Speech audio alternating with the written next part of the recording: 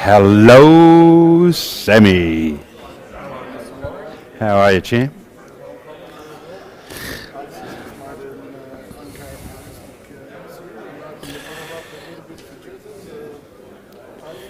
What's Jezza on? Yeah, he's out here. I've called it already. He's in the mode. The yellow on the right bottom, right hand side.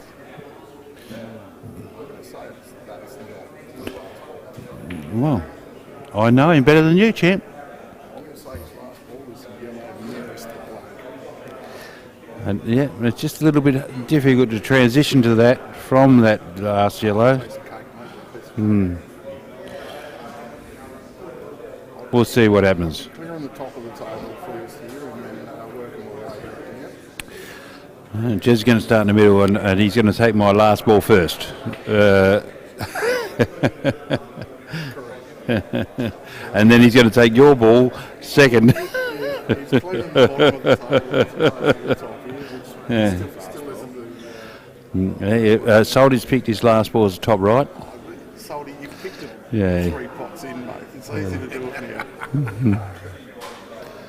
Salty's picked the top one far right.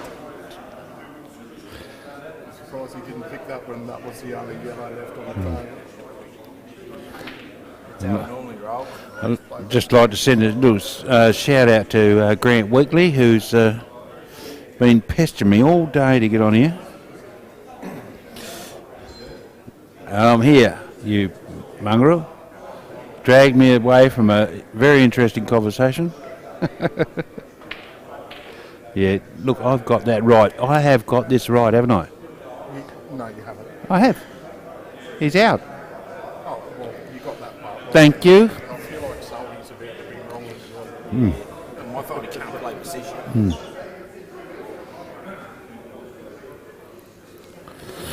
Just a little stun on this and then stuns. Just come back there off this couple of inches just to give him a little bit of angle to come back out for the black into the bottom left. I think if the position all goes wrong here, that black actually goes to the right as well. Yeah, no, he's playing at bottom left. Yeah, if it went all wrong. Yeah, how could it? Not with Brett. No. Yeah. And he's already won more frames than he did earlier. Correct. He's 100% on his last effort. Yeah. He's on a mission. He actually smashed Ace in Albury in the singles. We didn't smash him, but he beat him. But it was he played exceptional. Master break after master break sort of thing. Jez did say to me outside, over the last 4 months, they've won all. And that was until today, where he was 1-0 up.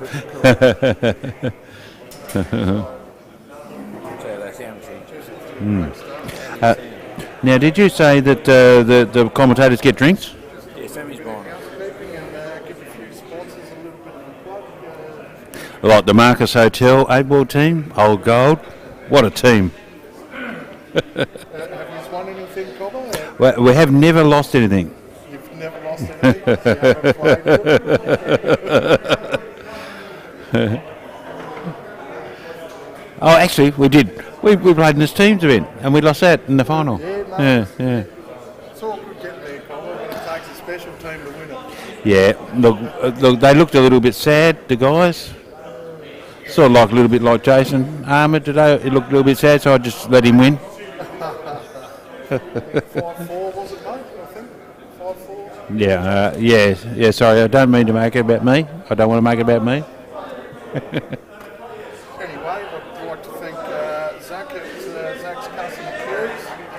I'd like to thank him too. He makes a beautiful cue. I've got one. Look at that. That is. That's not. He's not going out here.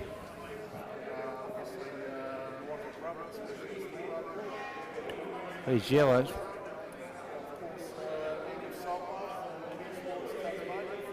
Oh, blah, blah, blah.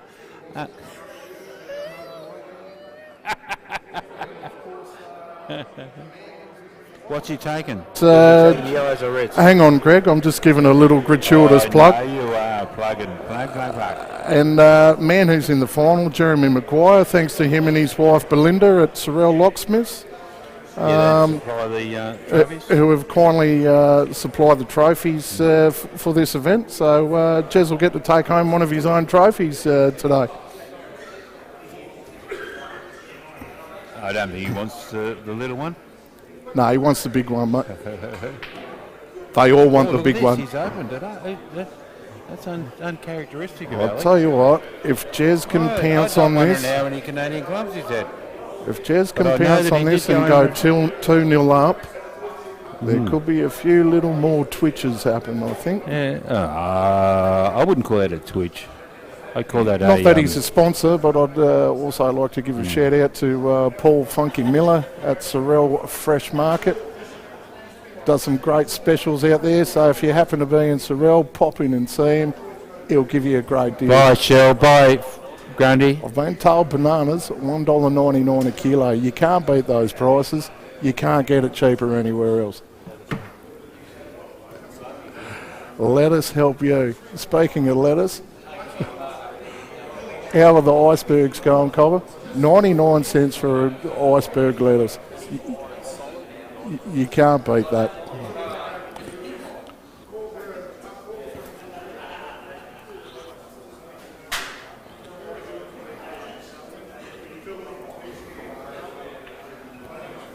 Good shot, Jezzo. He was just trying to sneak in behind that red. Yeah, nice little containing shot. He's still got almost the desired result, but yes. Well, he hasn't got left Alec a good starter. I don't think he can hit the one he's looking at there. I think he's got to go to the left of screen here.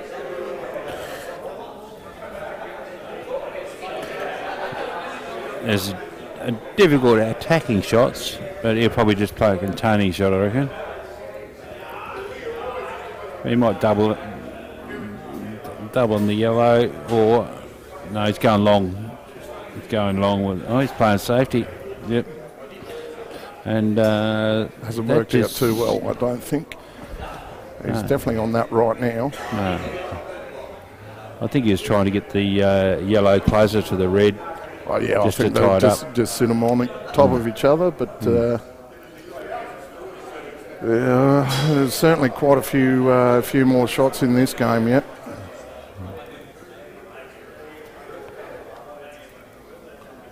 I actually, the obvious shot is the top red, but I don't reckon he's going to. I don't think he's going to go it right now, to be honest. I think you have to. I'm wrong straight away. Well, it's the obvious shot, mate. Yeah, but it's also a containing ball. But yeah. So, like you look at those yellows now. Still that? He's I mean, you got the one bad yellow on the right hand cushion there, but that's a fairly easy double, you would have thought. Yeah. So I'd actually say these yellows are wide open from here. So he just needs to be careful what he comes up with from here, I would have thought. I'll be worried about my own balls rather than his at the moment. Well,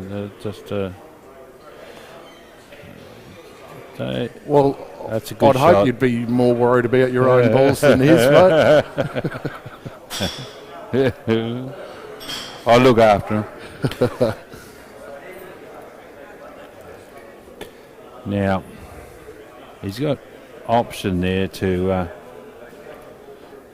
nick that red the bottom cushion. But I think he's got to.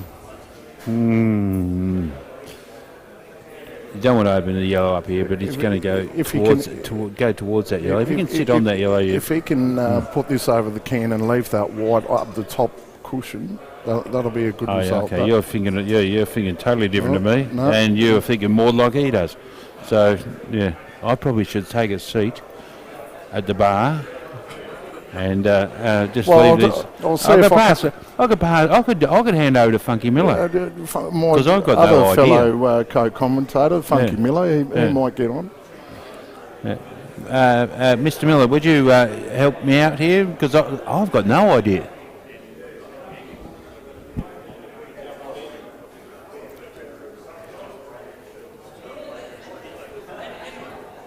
I'm better off spectating, I think. I'll pass you on to Funky Miller. I might come in later if things hot up.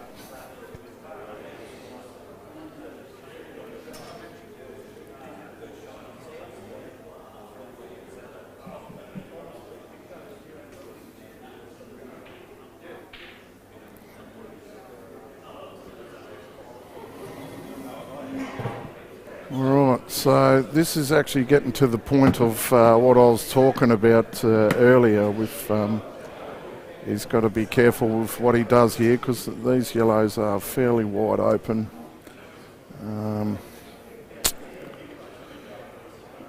He's almost potted himself into trouble. Well, one good shot here though might just open things up from here. No, that's bounced out, left a gap. So, I fancy Ace to take these, Funky. How are you feeling about it, Cobber? Yeah, thanks for the welcome, Sam, before I get stuck into it. How are you, mate? You good? Yeah, good, Cobber, good. Got rid of one drunk and Replace him with another. replaced him with another. He does a real good job, Greg Laurie, unless he gets on the red wine, but we won't worry about that today. It's all about the 8-ball. We'll leave that one in the past, I think, Funky. Yeah. Yeah, it's good to see Jeremy get off to a good start against Alec. Well, actually, I really fancy Ace taking these. I think this could be 1-1. One or two tricky balls to transition to, though, with I don't think that so. ball on the Cobber, right-hand side to be rail. honest. I actually think they link quite well. Just it's all about cueing from here, I think. Oh no, he's gone the containing shot, and it's just got there. Well, not just got there. The yellow's right in the hole, so it's there. Yeah, good containing shot there. Let's expect Jeremy will move that one now. I don't consider that yellow on the cushion really a safe ball, do you? Like that's a he's pretty easy one to double in the middle. Obviously, he's a pretty class player, Ace, so you expect him to get that double, but He I may didn't just try look to and- double this back down to the bottom right-hand pocket, I reckon. No, he's gone the other way. Just something in front of the black there. Limit one hole for it.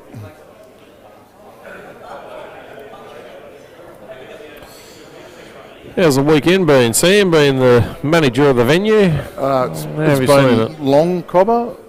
It's been a very long weekend. But it's been a really good one, mate.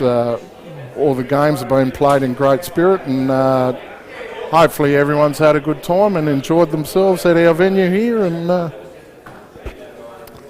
Off to the new venue for next year's event, they yes, tell mate, me. yes, we're hoping to be in the new venue for this event this weekend. But as everyone knows, with building, stuff happens and things get put behind. And but we're on track for about a June opening at the moment. So yeah, really looking forward to that.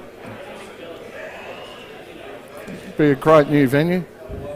It'll be a great venue for Q Sports. Yeah, very well.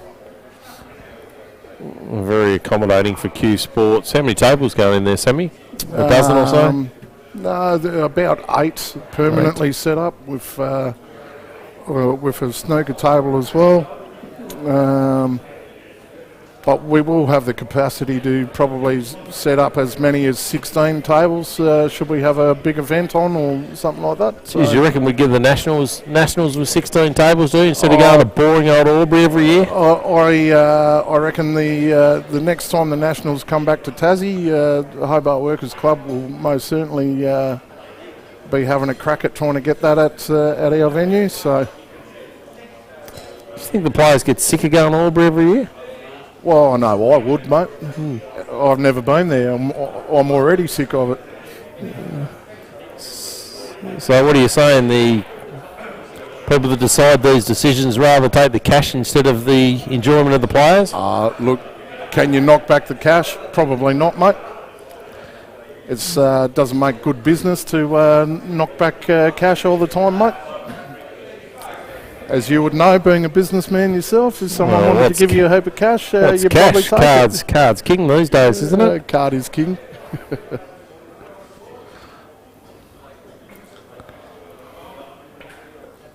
That's a nice shot there by Just Ace. absolute Got himself automatic a double. position on the black. The black will be going in the same middle, I would have thought, is my call.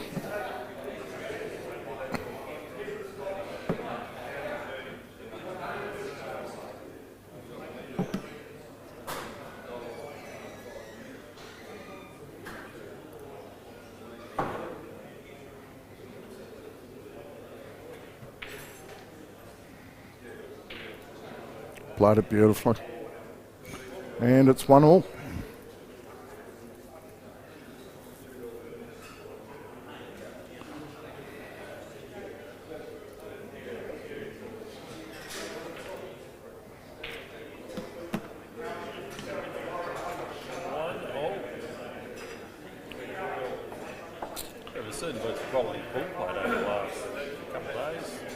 There certainly has been, mate. It's been a great field, tough field. Queen, do you think without seedings this year, I think it's been quite good? I think it's worked. I think it's made it for the betterment of the competition.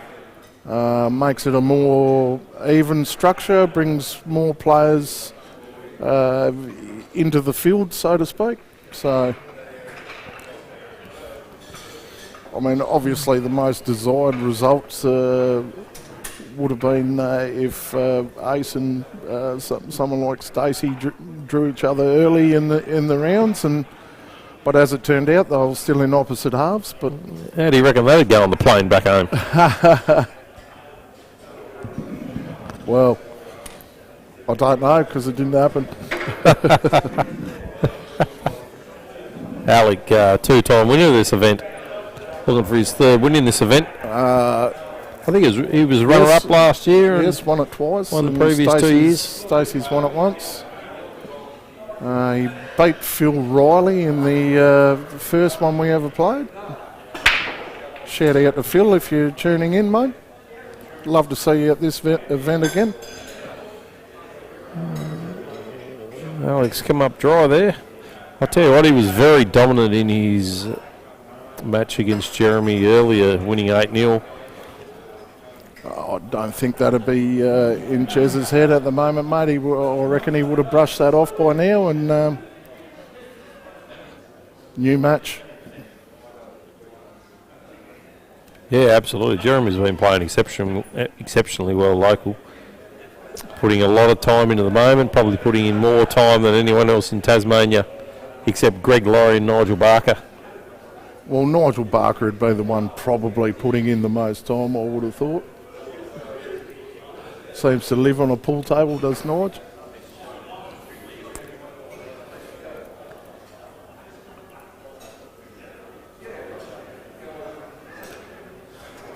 But Jezza went for the fourth most amount of money in the auction, and probably shows the respect he has in the A-ball community, and people know he can get the job done. So. Well, the amount of time he's been putting in, he's been running a lot of racks, so he would have been, he does when I play him. Hopefully having a very good weekend this weekend. He's certainly shown that.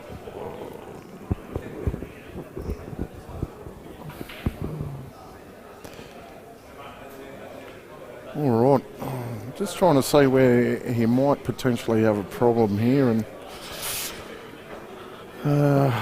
I think that red that's right in the middle of the table, almost near the blue spot, that may be the one ball that May just end up being a thorn in his side here.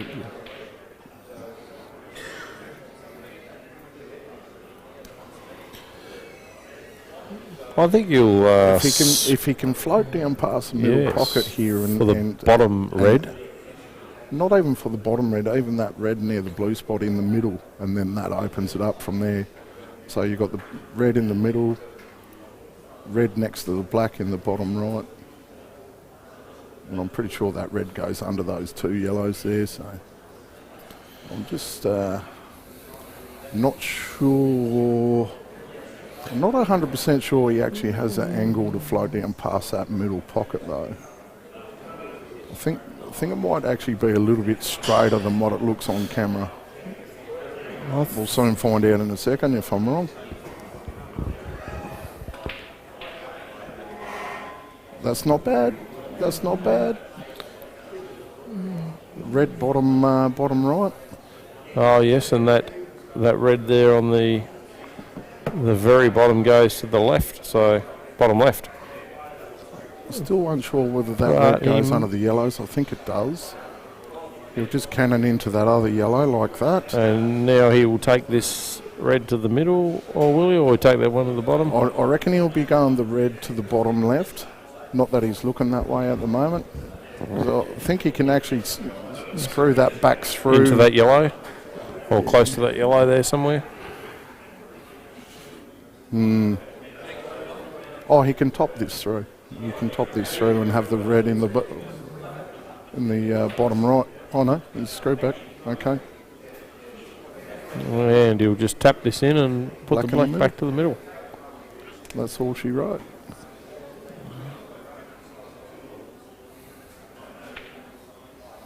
Nice work, Jez. I'll tell you what, we're experts after it's happened, Sam. We're experts after it's happened. Absolutely, mate. It's easy to call it when there's two balls left on the table.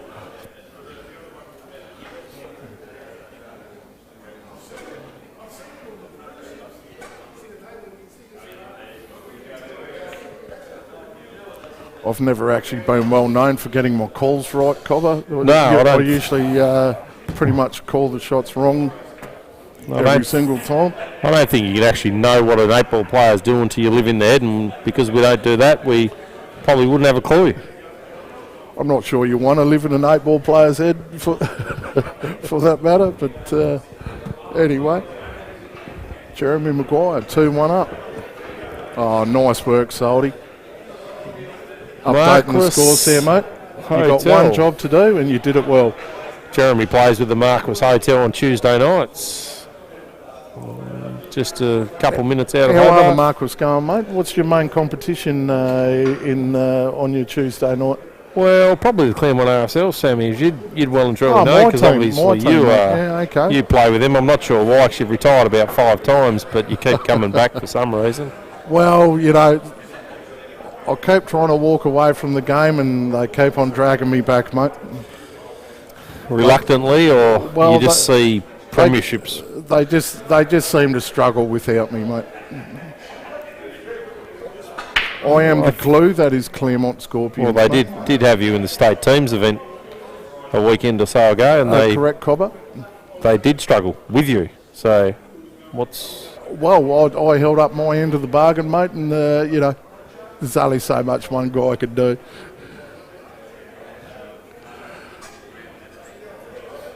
So is it correct, a couple of Tuesday nights, one of your players is getting married on a Tuesday night? Yes, an correct. April night?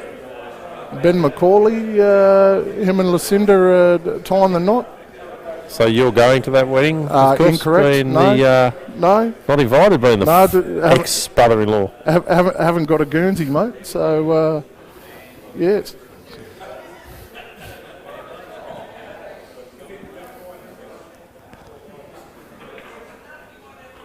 No doubt a few of the boys are going.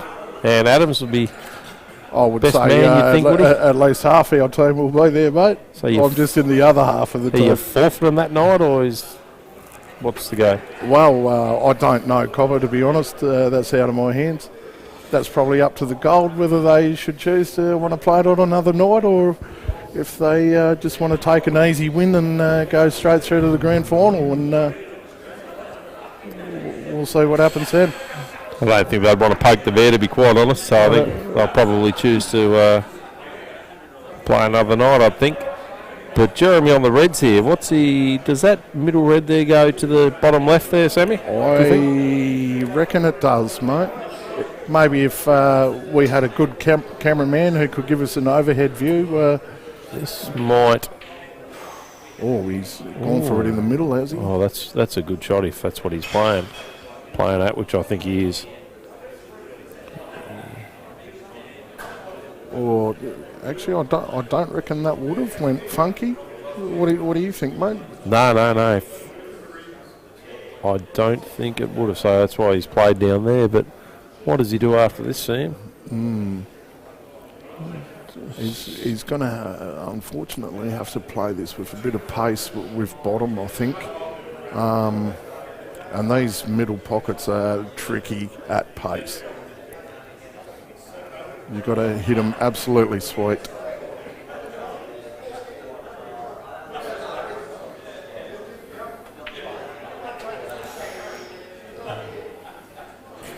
Of course, Jeremy coming through the losers' side needs to beat Alec twice to win this final. So, Jez needs to get to 8 first, and then do it all again. We'll go to a second final, and then it will be a race to 5.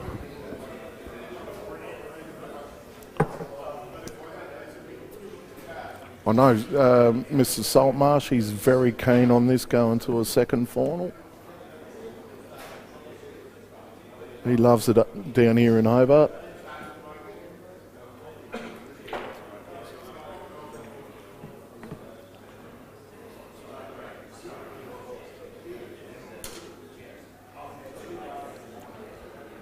Well, I'll tell you what, it's a tough shot, but there is a possibility of going to Jackie here, playing your red onto the other red into the middle pocket.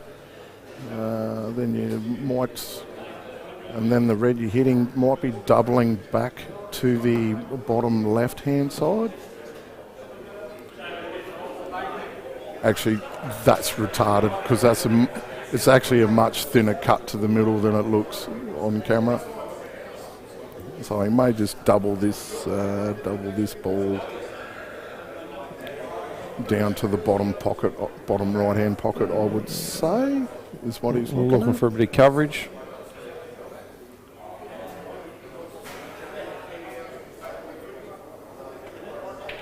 Oh, he's gone the other side. Oh, that's in.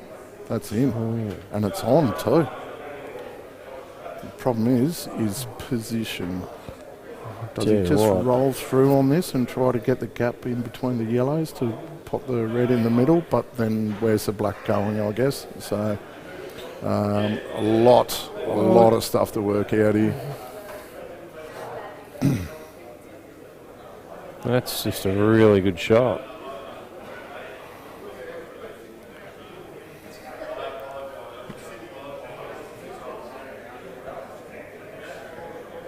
Just a containing shot, you reckon, Funky? No, he's done exactly what I said. Now he can come off a couple of rails here and get just get close. the overhead view there again, Salty? Smack Just the double in here, what Sammy. kind of angle he's got here. Okay, he's got it's a little bit thin to try and work your way all the way back up to that balk line, I would have thought. Because the balk line's where you want to be for the double on the black.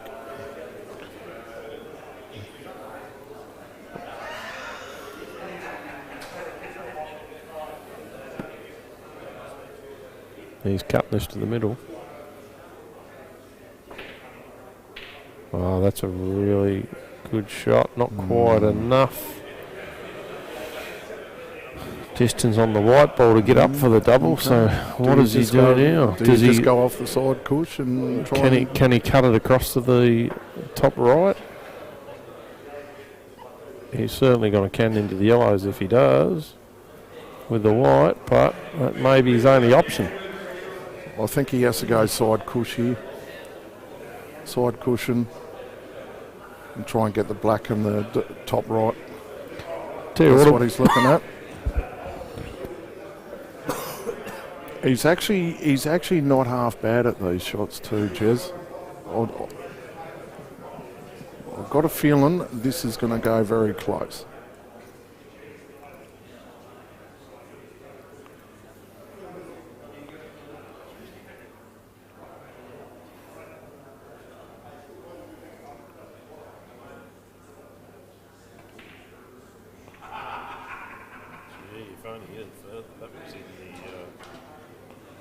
If only a bit further, that was going in the top left. Bit harder. Well, with hopefully the white getting out of the way as well. Now the black ball's in a tricky spot now for Jeremy if he gets back to the table. Ace might even look to play a bit of a containing snooker here, I reckon. Yes, there's most definitely a snooker coming up. But there's no point rolling that yellow up to the bottom left, I don't think, and getting the snooker that way, because it's a pretty easy snooker to get out of. Just sit there, sit in the middle of the table, I reckon. I'd say he'd be looking to go over to the bottom right-hand side of the table here to just get a really good snooker in and a tough one to get out of. He's changed his mind here. Yeah. This is the side of the table he wants the white on.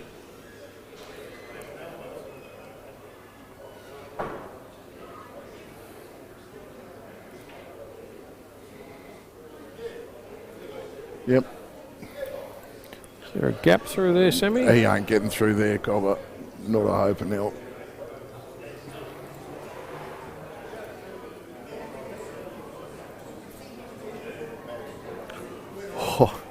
Actually, I'll tell you what, it's bloody close. It's bloody close. It might go through. Oh, if it's close, I think Jeremy will call a snooker. Well, he's down on it. He can. He must be able to.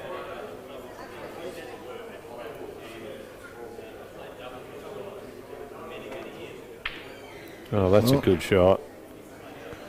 There wasn't much for a gap there, but he found what's happened with the white. Oh, okay.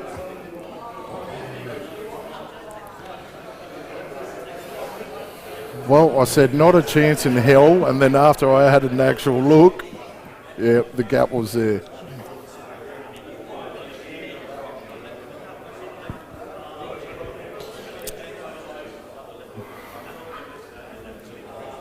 What's Ace's plan from here? I think he needs to get another snooker in to try and make Jez move that black away from that yellow. He'll drop those two balls in up the top there and then snooker on that ball on the side. Left side there, will he?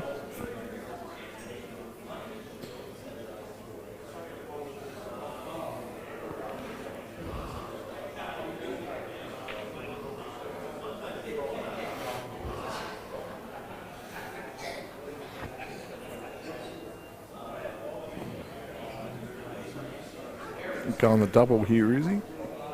Or just leaving the white on the bottom cush? Oh, no, he's gone that way. Okay, good shot.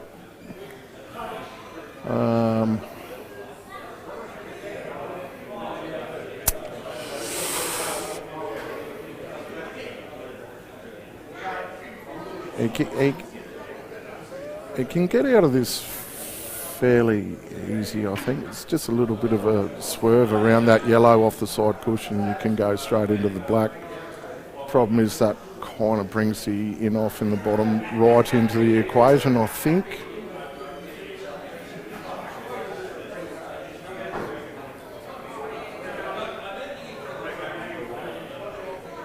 Tell you what, he's got to be careful he doesn't pop the white in the bottom right here if he gets out of this snooker. Yeah, that's what I was just saying. Off the black I there think that brings it into equation the way he's looking.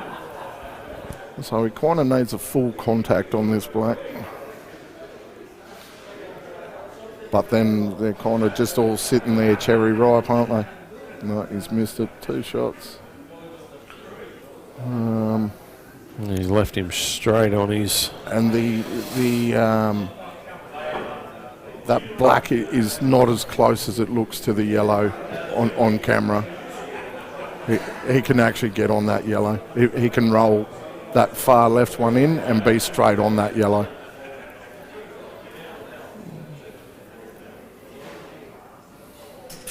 Oh, or maybe he's just going at extraction right now.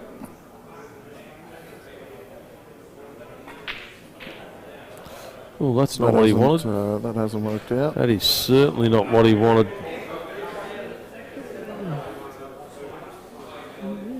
I'm actually surprised he didn't just go the yellow into the bottom left and then leave himself on that yellow next to the black. But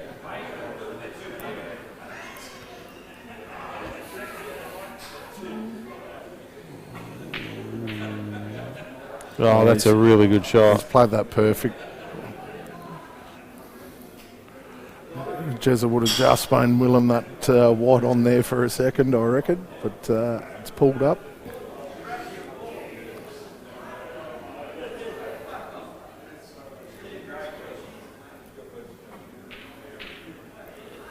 Well, I don't think it's going to take a genius to call 2-all from here, Funky.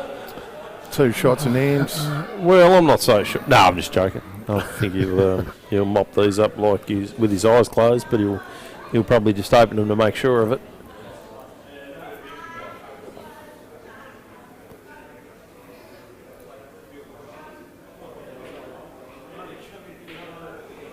Beautiful. He'll just caress these last few in and it'll be 2-all. Well, we've got to thank our sponsors, Sammy, don't we, really? Have you thanked them already? Yeah, Specialist Auto I Group. have given a gratuitous plug, mate. Michael Grubb. Michael Grubb at the Specialist Auto Group. Zach from Zach's Custom Cues. Custom Cues, and of course Jeremy McGuire's business, Sorrel Locksmiths. Yes, Jeremy and Belinda do a fantastic job there at Sorrel Locksmiths. He's always on call, but if you're looking for a locksmith now, don't bother calling him. Well, Belinda will get it done, mate. Yeah, she's a bit more effective than Jeremy anyway. She's let's face it, she's the brains of the business. Yeah, she's the one that gets up in the middle of the night to to go and let people into their houses that are locked out, or let them into their car, or Jeremy just lays there and. I know Jez has had to let me in my car once before, so.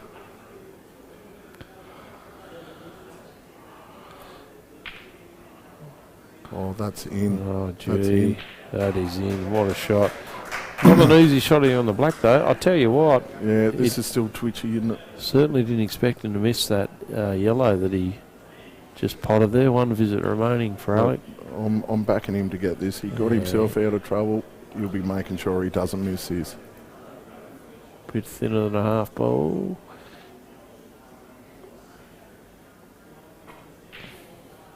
Straight in. Yeah, good shot.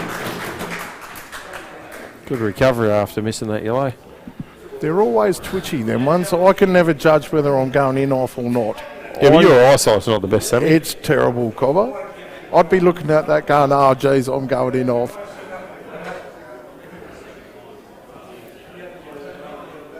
Tell you what, it wasn't far off. Yeah, he's done that 45,000 times and never gone in off because he knows where the white ball's going. Correct. And Jeremy McGuire has done it 32,000 times and knows where the white ball's going. 2 quality players. I'll tell you what, they're pretty schmicky trophies that Jez has kindly donated. What's he going to do if he wins his own trophy? Well, save some money, I guess. Sell it on. Just give it to the winner next year, will he? I don't know if we can get the roaming camera just to have a little look at the trophies there, but...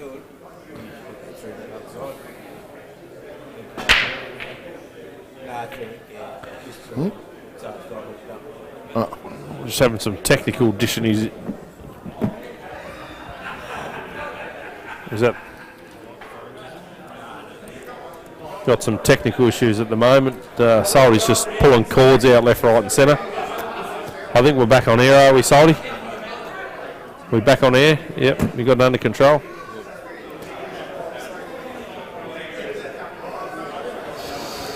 That's some high-tech equipment you got there, Salty. Probably one of the best streamers in the business. He's definitely in the top 5. There's only five I think I've fallen to number 3, I think. Where he is in the pecking order, I'm not going to mention, but he's definitely in the top 5.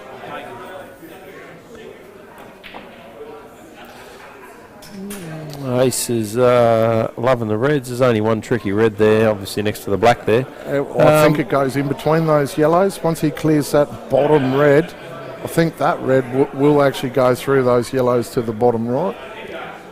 So there is an avenue for it. It's just how he actually gets there. He may... On the best no. in Tasmania.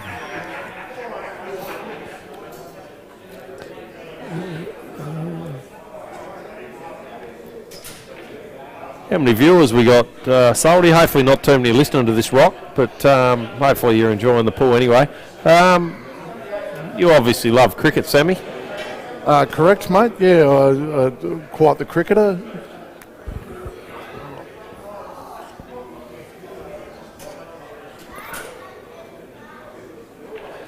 Now, the first grade grand final of the competition that you play in, Claremont versus New Norfolk yesterday, was quite the spectacle. Entertaining could be one word you could use for the final. To say the least. There was a man cat. Yeah, a little bit of a snaky man cat, and safe to say Claremont didn't receive that too well. Well, for those of you in a state that are watching, Claremont's like a, let's say it's a suburb that's sort of on its own, where it's probably best surrounded by a barbed wire fence, but it's not.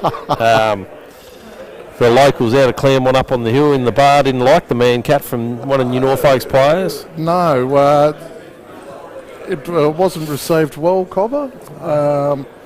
You could say the Claremont crowd made their thoughts on the proceedings pretty loud and clear.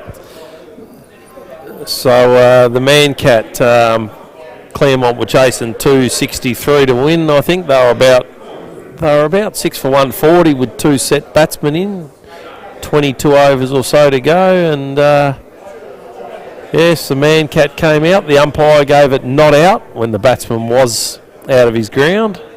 The umpires got together in the middle, along with the New Norfolk captain and the bowler and a batsman, and the officiating umpire at the time walked back to his mark and put his finger up. You're out, son, after originally giving it not out. Yeah, that's kind of an outrageous way to be given out. And I must say the Claremont batsman walking off the ground threw his helmet about 30 metres, and a couple of Claremont players came marching onto the ground in protest and were quickly ushered off by the umpire. All of a sudden, within half an hour, the SWAT team was there out at the ground just to make sure things didn't go down. Of course, the New Norfolk captain is a police officer, we understand, and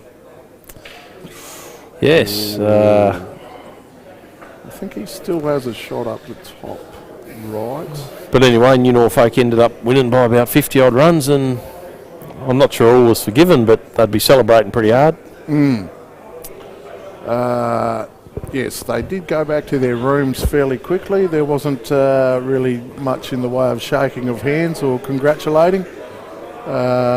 Just ushered straight back to the change rooms, and some celebrations started from there.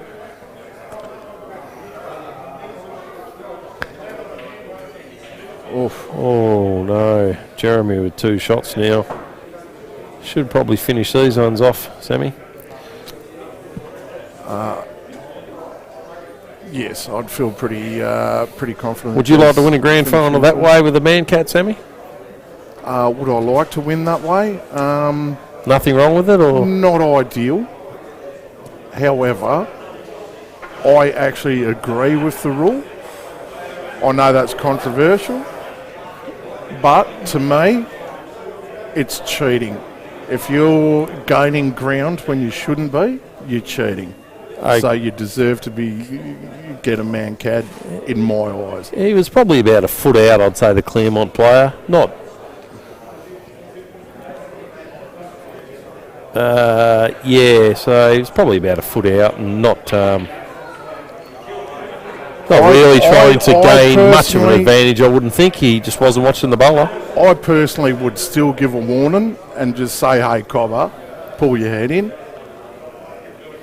But fair game from there. Once I've told you, stop creeping forward. If you get a man cad from there, well sucked in, buddy. I give you a warning. Great shot from Jeremy there. So, and when the officiating umpire says not out, and then they reconvene in the middle with the square leg umpire and the captains and the batter, and then change their decision, do you think that's an umpiring issue? That needs to be sorted out in the SCA? I'm not going to comment on that, Cobber, just in case someone from the SCUA is tuned in today. All I'll say is there probably will be some serious suspensions from the match. Possibly, I would say so. But you're not going to bait me with answers on these, Cobber. I heard a player got reported for saying that was not out earlier in the season, and ended up with a 2-week suspended sentence. And then I've heard umpires abuse players throughout the season, and there's been no sanctions. No. Even umpires having a little drink at the bar during the drinks break as well, if you don't mind. It is a tough job. We do appreciate the job the umpires do, but anyway, I'll move along from that and focus back on the 8 ball. Jeremy McGuire, 3-2 in about 10 seconds.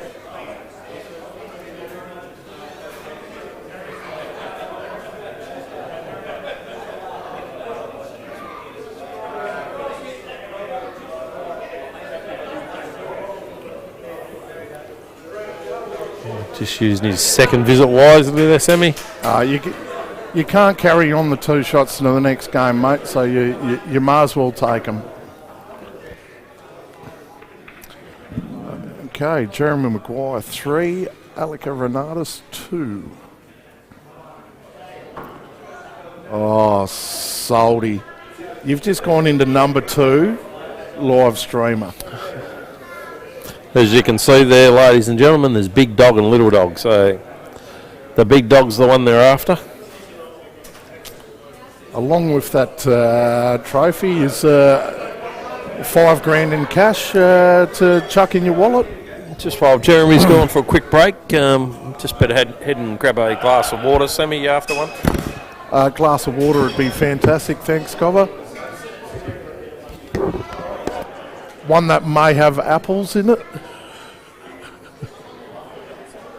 Yes, ex-Cobber.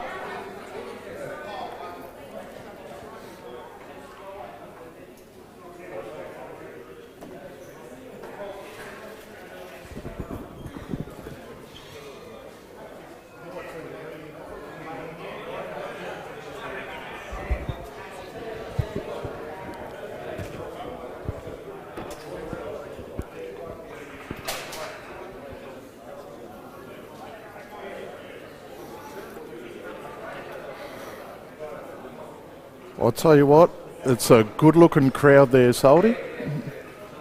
Good-looking crowd.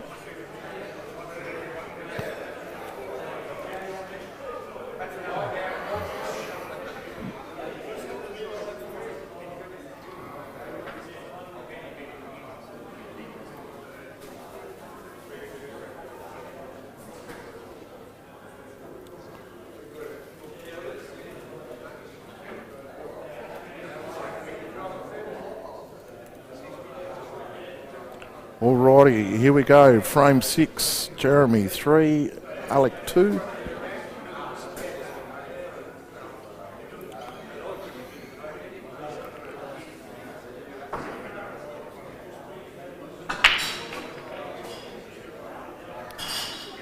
And he's got a couple of balls in there, 2 yellows. And I think he may actually elect to go reds here.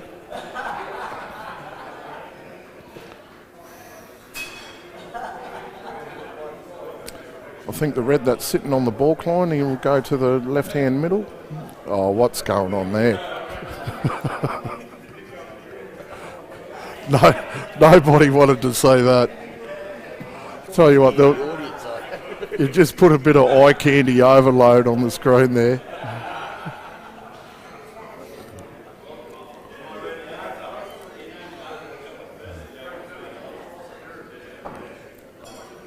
He's definitely having a hard look at reds here. I think they're the balls to go.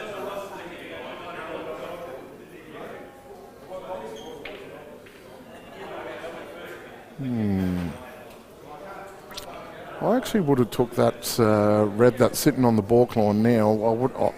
I think I would have took that one first into the middle, but anyway. I'm sitting in the commentating booth and he's out there playing.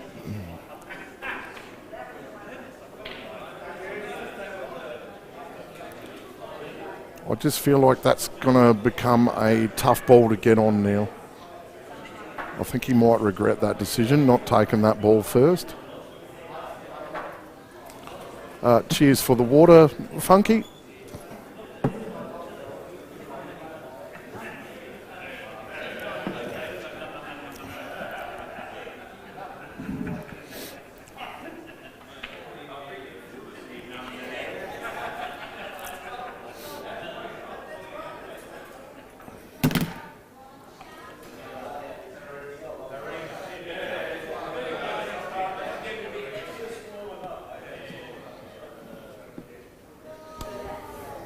Been very solid all weekend, Jeremy, hasn't he?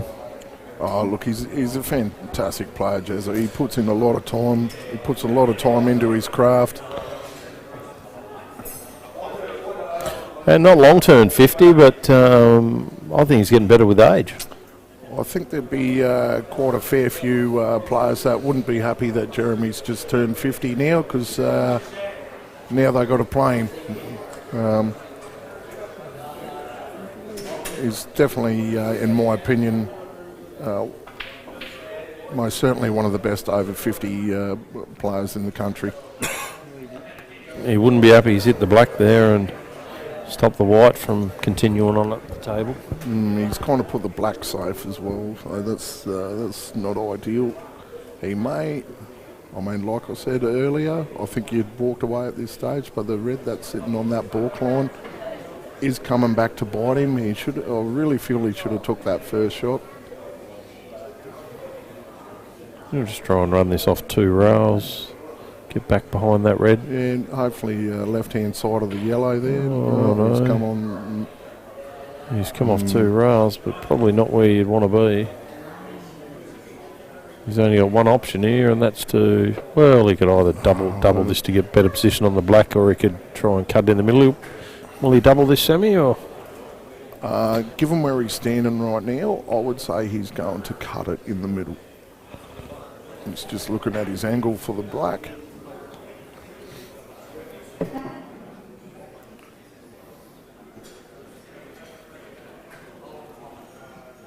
Jez is the type of player who may take the double on here, though, just to try and get better position.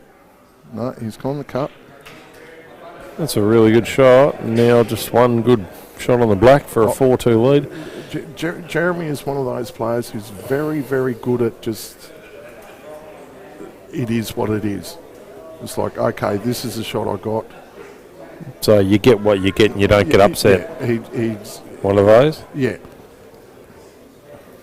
He doesn't try to force something that's maybe not there to try and get position. It's just like, okay, that's how they are. This is the shots I've got. I like him to get this too, actually. Oh, it's rattled. Oh, that's... he hasn't left ace much here, though.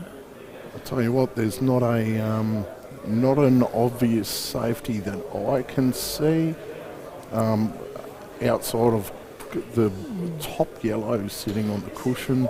You can always cut that and bring the white all the way back down to the bottom cushion. It's not a bad leave, is it?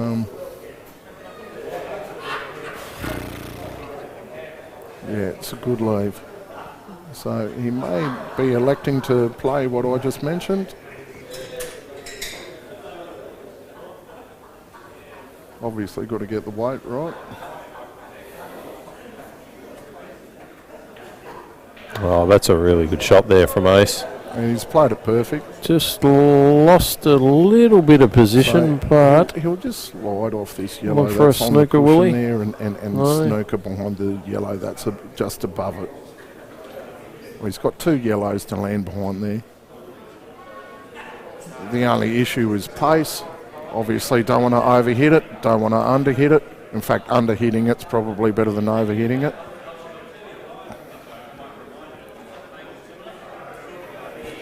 just wants to stop Jeremy He does being have able a to great touch though, Ace. So go up the he'll table definitely here. get a snooker here, I would have thought.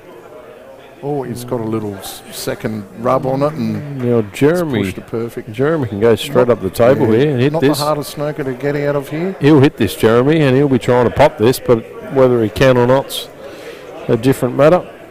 You know, it's a total. He doesn't have to hit a cushion, so I'd be hitting this black at pocket pace. So if you do miss, hopefully you can take that pocket. And then he's got 3 reds that are in a lot of trouble. 3 reds or 4 yellows? Three yellows that are in a lot of trouble. Sorry, just went temporarily colourblind there. Oh, that's a really good effort. That's in, is it? Look So out, he's done covered the pocket. exactly what now. I said. He's hit a pocket He pace, has and look covered at the the result he's pocket. got. So that's a fantastic shot, Jez, and thank you for making me get a call right. Jeremy McGuire, the master of angles, and, well, Alex, the master of everything, but Jeremy certainly knows his angles. That's a great shot. Possibly the shot to go here is actually that top yellow, and doubling that down to the bottom left and getting a snooker that way. It looks like he's looking at a snooker up the top there. Or he might just bump it out instead of doubling it down. He might just elect for the bump out. Probably take this yellow in the middle first, and then probably play the shot that I just mentioned.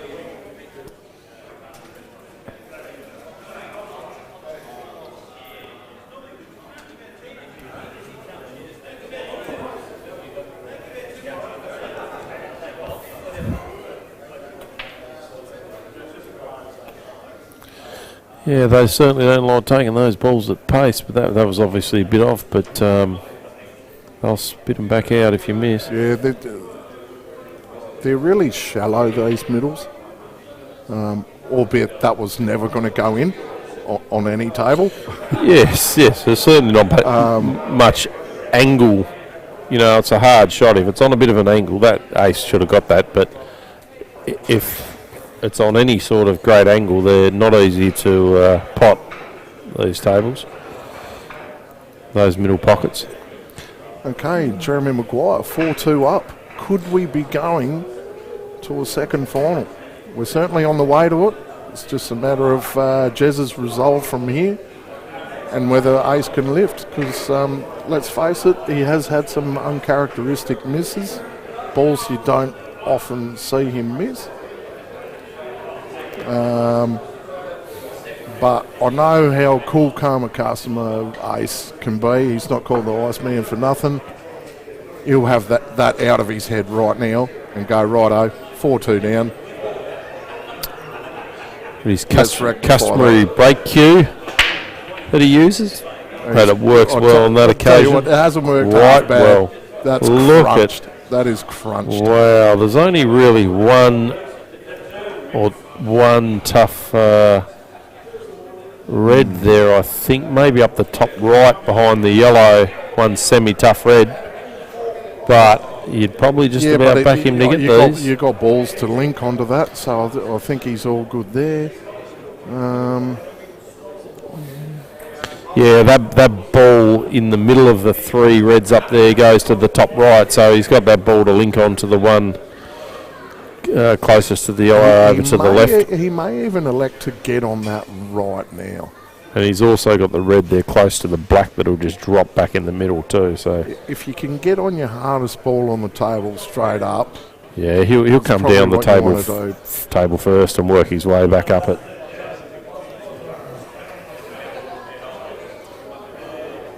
A very definitive call of reds there from Alec. Well, I didn't think he was going to call yellows, that's for sure. Oh, wow. Yeah. Tell you what, he's just getting a couple of little dicky rubs, isn't he? Like, it's just putting him a little bit out of sorts.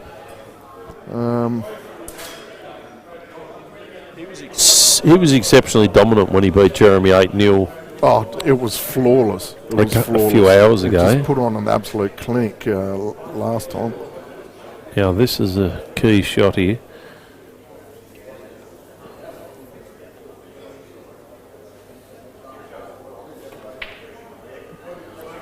Played it beautifully. Yeah, he's got what he wanted there. Now that ball there, top left, will go to the right pocket even, so...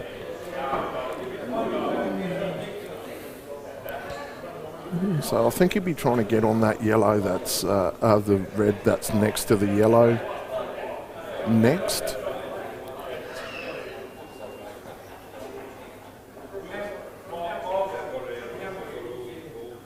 Oh, it's just pulled up in time. Still not ideal though, is it? No, because... I'm not sure he's even on that red in the middle. Yeah, he has that middle ball or he has the ball to the top left. And I'm not sure he has the angle to top through on that red to go off the bottom cushion and be on the other red. Oh, no, he is on that red in the middle. Still difficult posse from there. Okay, he's going to cut this back.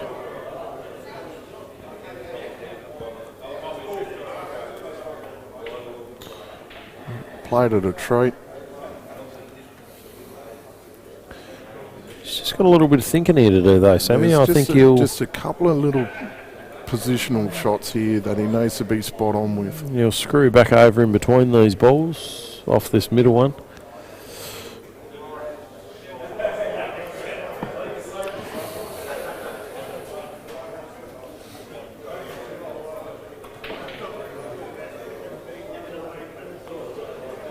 Yeah, that's a nice shot now because he'll be able to link up nicely, just take the one up to the top left and then come back for that ball down to the bottom left, his last red.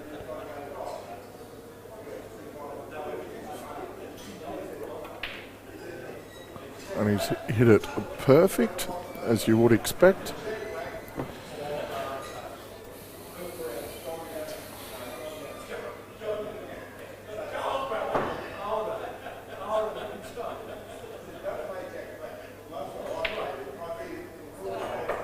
Bang! All of a sudden, 3-4. Oh, he's worked that out well in the end. He got out of position there a couple of times, and he just dug in, got it done. I think Ace would be actually pretty happy here at the moment because, let's face it, he hasn't been playing at his standard just yet, and he's only 4-3 down. So, yeah, well, I think he'd be reasonably happy with that. He's certainly in it, but Jeremy's definitely lifted his game from when Ace beat him 8-0. Yes. Well, these players don't have to be much off their best, and they can easily get chopped up, as Kelvin Lee found out to Jeremy earlier on today, being beaten 8-1. Oh, I tell you what, Kelvin was playing beautifully. He played one of the most amazing matches last night against Stacey Vaughan. It was a cracking match, 7-all. And he's just pulled out this 3-cushion snooker on Stacey to get the job done. And geez, he played well. It was a great match to watch.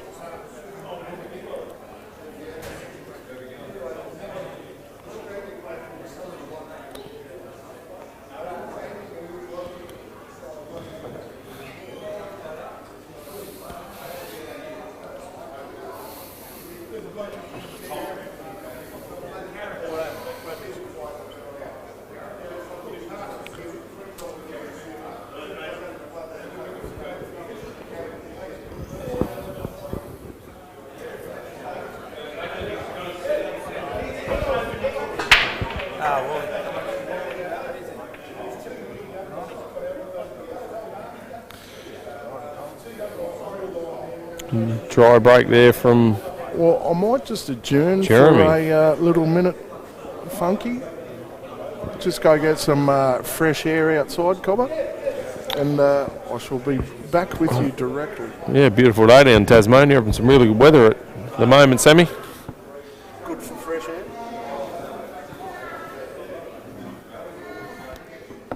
So a dry break here from Jeremy. So Alec looking to put the yellow onto the red, which is the trouble ball, just to get a good start. And he has Alec on red. It looks like he could run this rack too and be 4-all.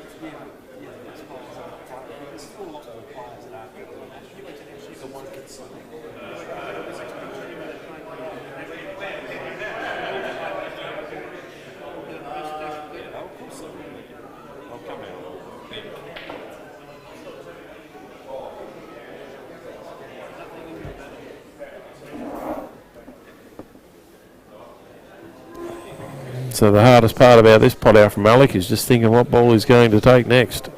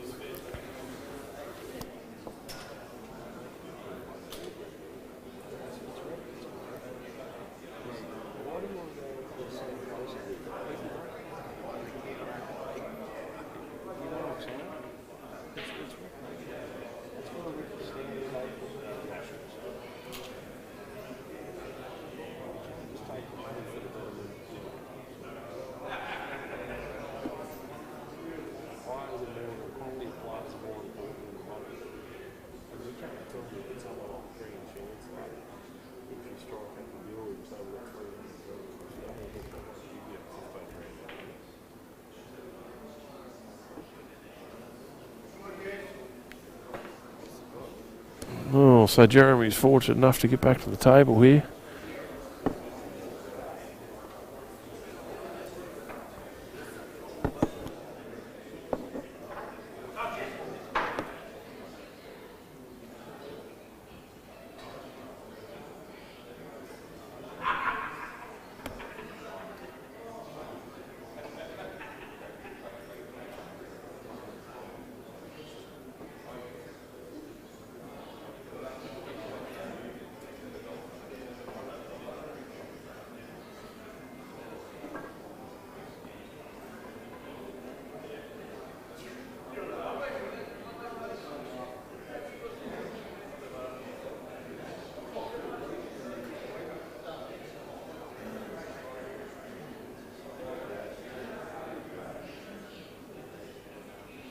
Crucial frame this one because it can either be obviously 4-all or Jeremy 5-3 up, which in a race to 8 will be handy lead if Jeremy can go 2 frames up. That's a really good pot there. very interesting frame, this one. Jeremy can either be 5-3 up or Alec can get it back to 4-all, so it's very crucial in the grand scheme of things, this frame. Jeremy's just played a really good shot there, really good double, and promoted that yellow ball on the side left rail nicely.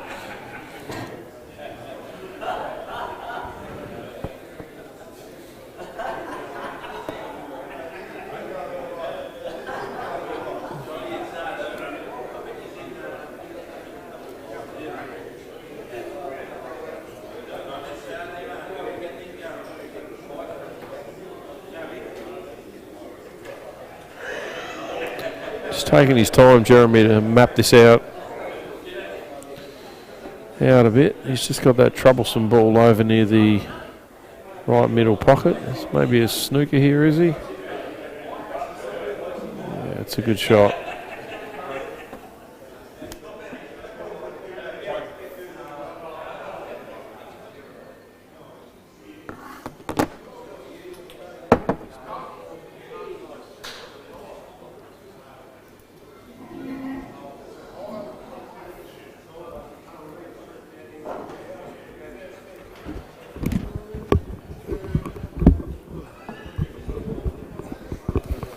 Okay. Sorry about that, ladies and gents. Just had to have a quick toilet break.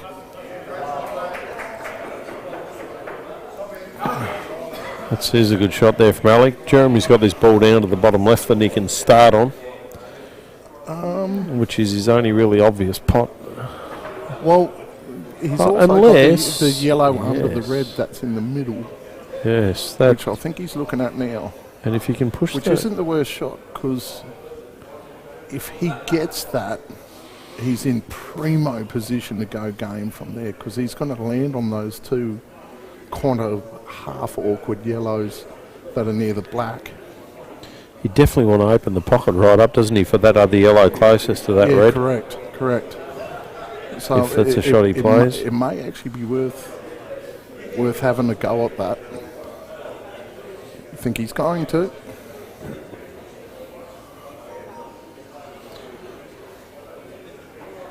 Is he off in play here, though? No, he's jacked up on it, so he's obviously... No. Not quite what he needed there or wanted. I'll tell you what, that goes in, though. Look at him from there. So it was worth having a crack at. He didn't get it. He'd be disappointed with that because he'd expect himself to get that. 9 times out of 10 he probably Hasn't would. got to do much with the wide here. It's pretty much straight up position from here. Good pace there from He just Alec. wants the littlest of angles, which he has. He should be able to just float over and be able to land on the black beautifully here.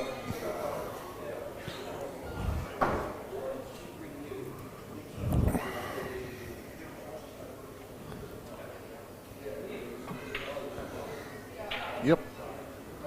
That's what he's done, straight on the black. So, 4-all funky.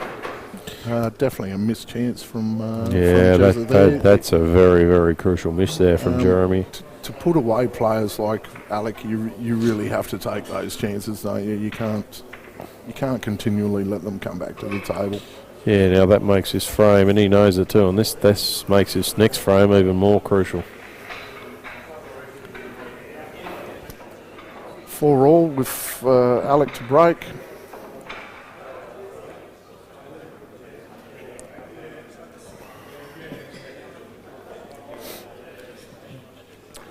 Tell you what, the organisers have done a fantastic job here again this weekend, setting up the tables and getting everything done. And yeah, we can't thank them enough, Sammy. It's a premier tournament on the Australia calendar for the over 50s, and the hospitality, the Workers Club is sensational. They run a good ship here, mate. They run a good ship. And for you to come in and do what you've done on your days off is very much appreciated by everyone, I'm sure, Sammy. No such thing as a day off when you run a bar, mate. Tony Cannon. Oh, he's dumped it in. Renee. Michelle And, Grundy helped run the Blancs competition though, won that. Shell helped run the Blancs. Thanks, Shell. Darren Waite won that. Darren White. I reckon Darren could probably thank me for his win in that. You lost to him, did you, Sammy? I did, Cobber, yes. I think should it have was put him the- away, but just not good enough. So it was an over 50s comp. not And the you're, Blancs, mate. Not the Blancs. you're how old, Sammy? 46, Cobber. So the youngest runner in it Correct. has come runner-up. You No. got what you deserved. No, I didn't come runner-up. Oh, you just... Made the quarters, so, mate. Not that that's much, because I got through one round. That was expected because you did the draw, I believe. So that was expected. I did do the draw, Cobber, but I probably could have given myself a more favourable one if I really tried. Yeah, I won't ask who you... I had JB first up. Oh, JB, he's had a memorable weekend and he's just wandering on over now, actually. Speaking of the man, here he comes. JB. We get a quick word with JB, the legend. How'd you go this weekend? How you found things, mate? No, I always love it down here, and one day I might actually produce some decent pool. But I enjoy coming down. It's a great tournament. I'm just fortunate that I've got to know so many of the guys down here that I had about 18 years out of the open scenario, and a lot of players came through that I probably haven't got to know, but I've got to learn, to meet a lot of them that have come through after I retired, and it's just such a good catch-up. And they're a good bunch of blokes. All the good players are still the good players. You look at Alec. It's phenomenal. Yeah, the fact that he can maintain this standard for so long. I was just talking to someone about that today. It's amazing the standard he's kept for such a long time. Not many people can do what he's done. Well, he still has the best CV on the planet. Absolutely. I mean, just last year, winning Optical Kings, the Kings Cup over in the ACT, when he took out three of the top players, what's considered the best players in the country, all of them playing in the Pocket Series when there was only 8, he took out 3 of them in a row to win that tournament. And he was the guy that wasn't invited to play. But obviously he got the invite immediately afterwards, and he hasn't featured yet. That time thing really does create adverse pressure with him. But I think we'll see more. He will get better at it. When you've got that sort of skill level, you know he's going to arrive eventually. Well, he's too determined a customer to not get better at it. Yeah, so, that's correct, Sam. yeah. But Jez has put up a really good fight here, considering Ace gave him a bath in their first match. Jeremy's he's determined to actually do better, and here we are. We're 4-4 now. In a game against someone that we all know is one of the greatest players of all time, or the greatest player. We still call him the GOAT in South Australia, and rightfully so. And there's Jezza head-to-head with him at 4. The New South Welshmen or Victorians might argue with that. No, but he's definitely in the top. He's definitely in the top. Arguably the top player of all time. We've got our own GOAT here in Tasmania, otherwise known as Mr. Phil Bailey. Well, Phil and I are great mates from way back. We've had brilliant catch-ups, and one of my greatest pleasures here last year was being able to actually catch up with Phil. And I'm fortunate that he's now become a member of Jeremy's side that comes to my tournament in June. So Phil and I have always been good mates, and we've had some classic catch-up even since I've been here. He's a hard man not to like, is Phil Bailey. He's a ripper. And got some of the greatest stories of all time. He's got a few stories. Thanks. I'm just going to step out, but thanks for the Cheers, Yeah, JB. no, thanks, JB. Appreciate it. You're a legend yourself. So this is it for Jeremy. It's all about finding a pocket for the black here. I'm not sure it goes up the top. He might have half a pocket. Good. That hasn't He worked out didn't well. need to touch that yellow there the way he did. Not sure he could have avoided that, to be honest. I'll tell you what, the staff have done a great job here over the weekend too, Sammy. You've got to be proud of your staff. They've, created great hospitality experience for the players, the fans, the supporters, the families, and the customers in general. No, the kitchen, the they've meals done a were great beautiful. job, Rosie. but, however, I'm just looking over at Aiden behind the bar at the moment. Just sitting down, doing absolutely nothing, getting Sunday rates. As a bar manager, that makes me real happy to see that. Well, I'll tell you what, Matty Eady, the greatest barman of all time, wouldn't be sitting down doing nothing if he was... Second greatest barman of all time, mate. But, yeah. Self-proclaimed greatest barman of all time, yourself? Or Him in the Hall of Fame, mate. Matty Eady, he'd be... Barman's Hall of Fame. He'd be cleaning the glasses, serving the beers, cleaning the venue, and that's why it's in the greatest condition as what it is. Matty Eady did a great job last night. Thanks, Matty, and thanks, Rosie, for all the meals over the weekend. The players have really appreciated that too. Tell you what, speaking of Matt Eady, have you seen the rig on him lately? He is turning into a machine, is Matt Eady. He has been pumping. And for a bloke his age, I tell you what, he's going all right. He has been pumping fairy floss flat out.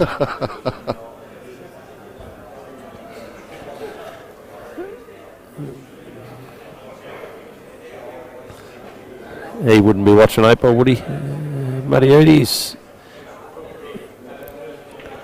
filled in, he's been called upon. He's played for a lot of teams, Matty Eady, probably more teams than anyone in Tasmania. He's often, while he's behind the bar, he gets called up at the home of April, the Workers Club, to fill in for a team most nights. So he is a go-to man. He can have anywhere. To fill in. He can have anywhere from fill in from anywhere from 15 teams up to 15 teams over the course of a roster here at the Workers Club.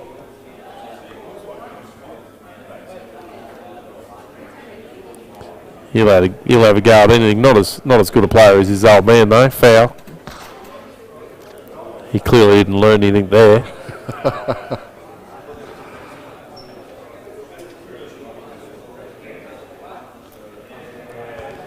Tell you what he can do. He can play a bit of cricket though, Matty Eady.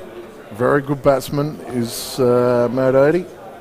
Majority. Started the year off flying, and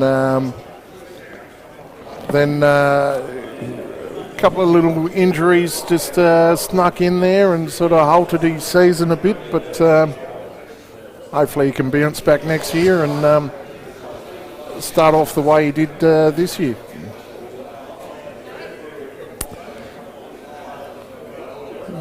Clearly started his pre-season pretty early, pumping fairy floss.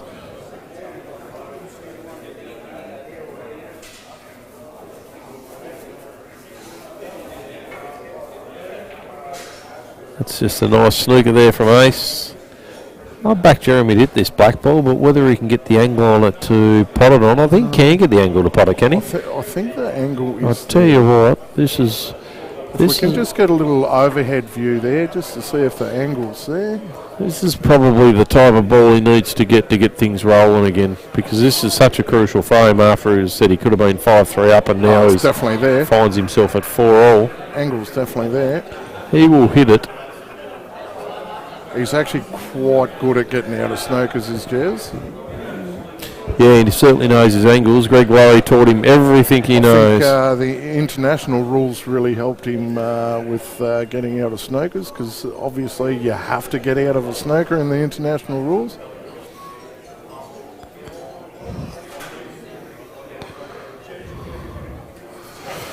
Oh, gee, I tell you what. One more millimetre fine on that yellow, and that was in. That's a great effort.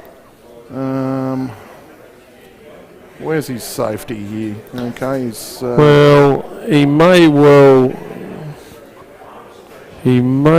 take that middle ball, will he, to start with? That yellow in the middle, you reckon? Yeah, look for a safety somewhere else. Or will he look to pot? He may look to pot here. I think he might take this yellow on in the middle.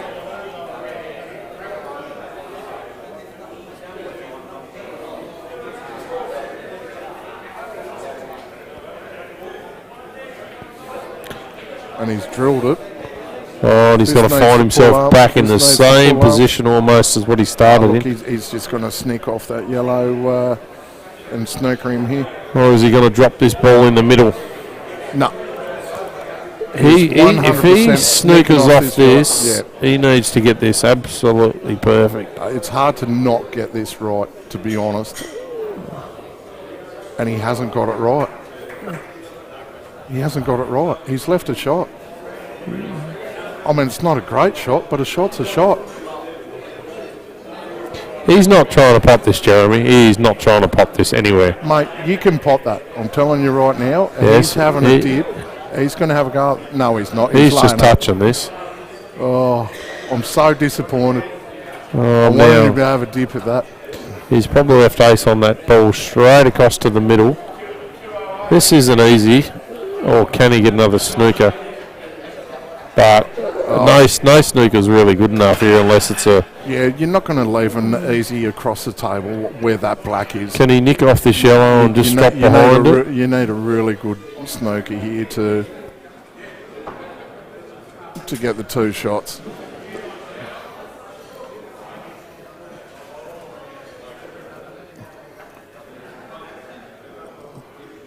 Can he get that far yellow?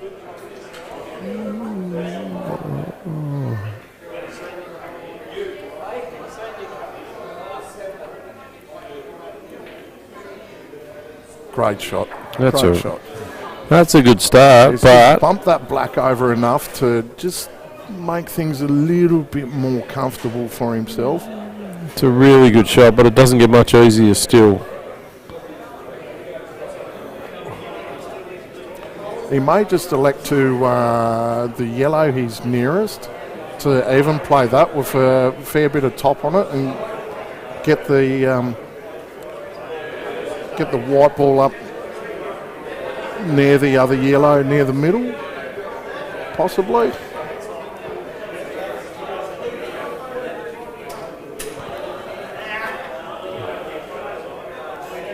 Or he could play this end one that's nearest the black spot, which he's lining up now. And he could possibly get a snooker on the left-hand side of the table here.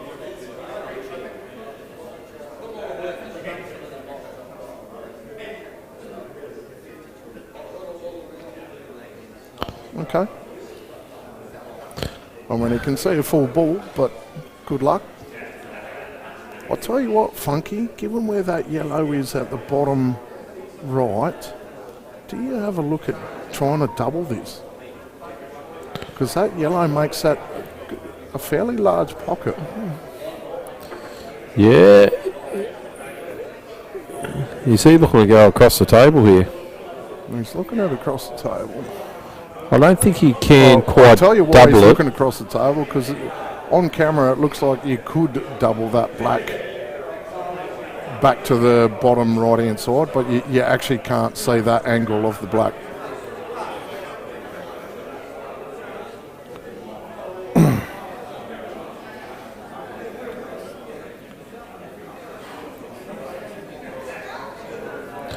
I actually think he has to go across the table, because there's no advantage of just laying up on this black. No, there's not. Not when he's got balls that he can ace can pot if he gets back to the table straight away. Jeremy needs to, if he doesn't pop this, he needs to at least cover the pocket. Do you go an outrageous shot with bulk him out on the left-hand side to hit the top cushion first and snick it back in? Oh, here we go.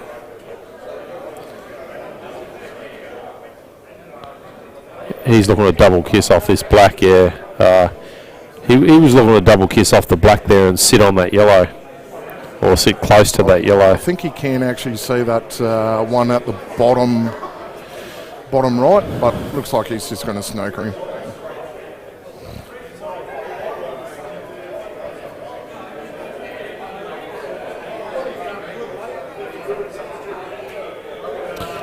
Now, Jeremy will get out of this, but He'll 100% get out of it. He will look just to leave that white ball hard on that black ball. I reckon this bottom right-hand pocket's in play here. Not on this shot, it's not, Sammy. He's just looking to tap this and leave it straight behind the black to take those yellows out of play down the table. Just like that. Maybe I just think a little bit too aggressively. Now, funky. you know what? Alex thinking... Probably why I lose a lot. Alex thinking I'm going game here. He's going to try and put this yellow in this middle. And he's not putting that yellow in the middle, mate. I tell you. No, if you look at the table, that's actually a tough shot. All shots are when you're 4-4 all, Sammy. And in a final of the old dogs. Correct. Is he trying to get under that yellow that's nearest the middle? Is he looking for another snooker here, is he? I think he's trying to get another snooker here.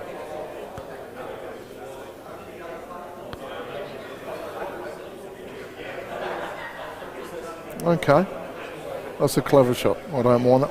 I don't actually know if he's covered that hole. Well, you get a shot above the table there, Salty, please. He has covered it.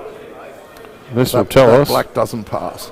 I reckon it does, just about. Yeah, I think it does, you know. Oh. I'd rather you playing it than me.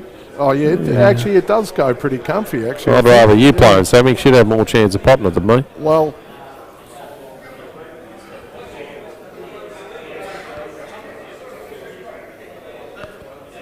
He's hit that perfect. That's a beautiful. So you didn't think you could pot it, Sammy? You had a full pocket to look at. Mate, I reneged on the first call. I said, actually, you know what? It goes quite comfortably. We got the above camera shot for you to have a look at, and you still didn't think it went in. I still went against it, and then I realised, hang on, it's completely on. Your eyes are failing you, Sammy, but you're still a gun player, I'll give you that. How many stateside you made in your life, Sammy? Is it? How many do you reckon, Cobber? Oh, I don't know, 2 or 3. What have you made? 10, Cobber. That's a really good effort. I didn't know it was that many, but well done. I suppose I didn't see you play back in the 70s, but, you know. I'll tell you what, could play. I could play back in the day. Definitely. I was back in the heyday when people like Andrew Saltmarsh were #1 qualifiers in the stateside, and I've seen it all. Tony Cannon was still in nappies. I tell you what, I've seen it all. I remember when you first came to Tasmania to worked at a place called the Granada Tavern. Yes, the Granada Tavern, yes. And I thought, I pestered this bloke for a game of 8-ball, and I thought, mate, this bloke can play. And then 25 years on, he's a shadow of his former self. Very much a shadow of my former self. Still can bang a ball in, I'll tell you now. Don't worry about that. About 30 kilos lighter than what I was back then.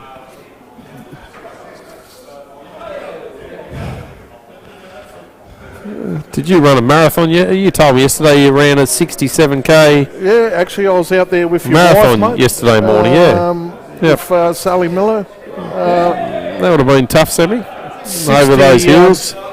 67 was it? 67 kilometres we had to run. I obviously did the first leg. How'd Sally go, do you know? Got us off to a good start. Sally took us home, mate. Nice. Yeah. We all actually managed to get a PB on the day, so it's happy days, and we're all very proud of ourselves. Actually, I had Lucy yesterday while you and Sally were out doing the marathon, and Lucy had a bit of a stint commentating. I don't know how she went, but we can only she got on the microphone for a few minutes, I think. She probably, I think it was probably a bit less dribble coming out of her mouth, but hello to Lucy and Sally if you're at home watching. I'm sure they probably are. How's Lucy doing with the golf, mate? She's quite the golfer. Your young she daughter? actually loves it. She's actually addicted to it, which is good for me because it's not the worst addiction, mate.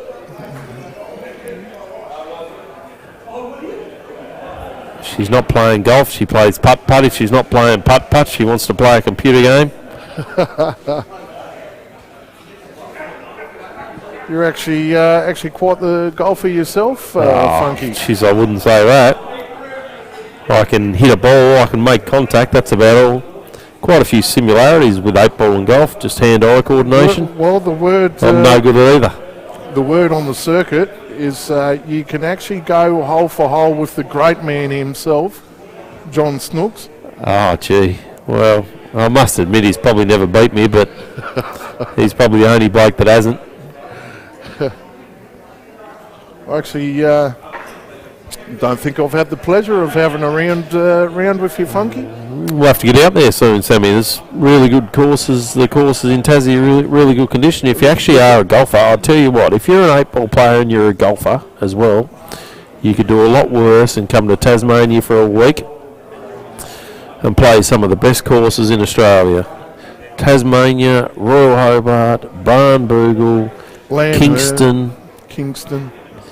And of course there's 2 new golf courses being built down at 7 Mile Beach. Yeah, there's actually one going in there, Lanherne. Right now, so you've got... which Matty Goggin, I believe, is... yes, so you've got some of the best golf courses within 10 to 15 minutes of Hobart. You can stay in the middle of the city, you can head down to Salamanca for the nights, and then you can go and have a round of golf during the day. So if you're a golfer out there... let's not forget Barnbougle, mate, which... north of the state. We don't promote the north of the state, though. A bit of a drive, but most definitely should be on your bucket list of places to play around at. Yeah, you come into the Workers' Club for a beer of a night, dinner, a few games of pool. Game of golf during the day. What more could you want in life? Win a bit of cash on the Keno. Gamble responsibly, of course.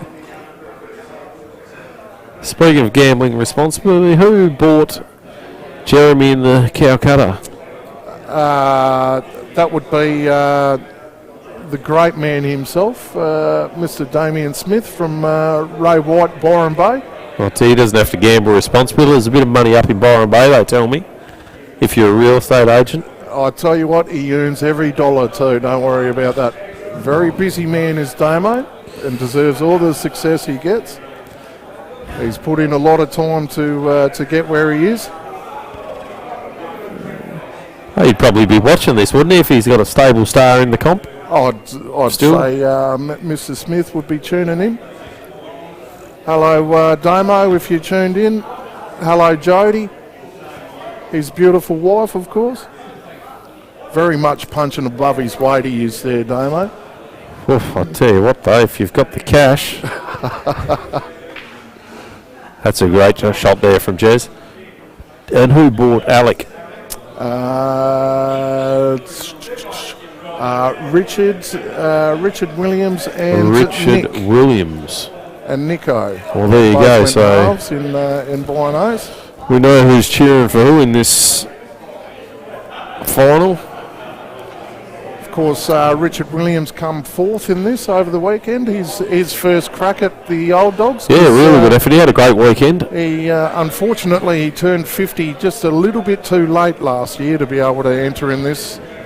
So this is his first crack at it, and I don't think it'll take him too long, mate, till he's actually in the final of this, because he's an amazing player, as Richard Williams. So. Possibly next year in the new venue, mate. Dicko might be up and about and get the job done. Yeah, if you're looking for a game of pool and you're over 50, head on down next year. I'll tell you what, next year's event will be something special in that new venue, Sammy. Yeah, we're very much looking forward to it, mate. Of course, it won't be world rules next year. We'll have to turn it to the international rules.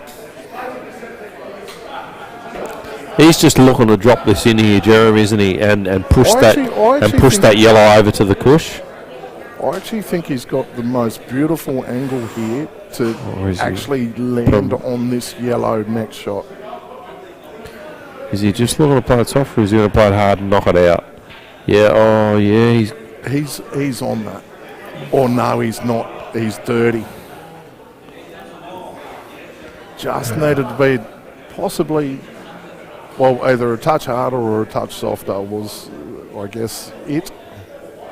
doesn't show many emotions, Jeremy, does he?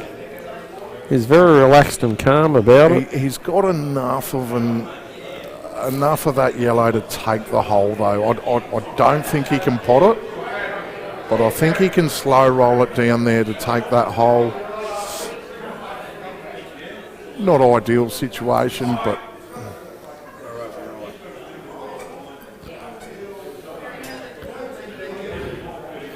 Just having a look at it, he just maybe needs a couple more millimetres, but we'll get a shot from it. There it is.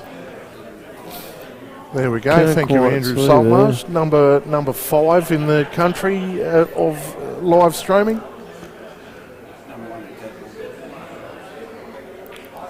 Oh, yeah. Great shot, Jez is the call, but I don't like it. I don't like it. he may well need to play some very good shots now to win this frame because Alec is in control. It's 100% advantage Alec in this position. Jez is never ever going to see that yellow again. He will need to somehow get the white ball onto it and just move that red an inch or so. Alec will just be working on manipulating a red just over to that side of the table to be able to extract that yellow out. Snooker here straight up. No, he's going to No. pot this. Is he looking to play this red down to the bottom and knock that yellow out? Sammy? He's 100% looking to do that, mate. So the red straight into the cush, This off is the going to yellow. take some good cueing. This will be a This good needs shot. to be spot on. I don't know if he'll look to go side cushion first or go directly off the yellow.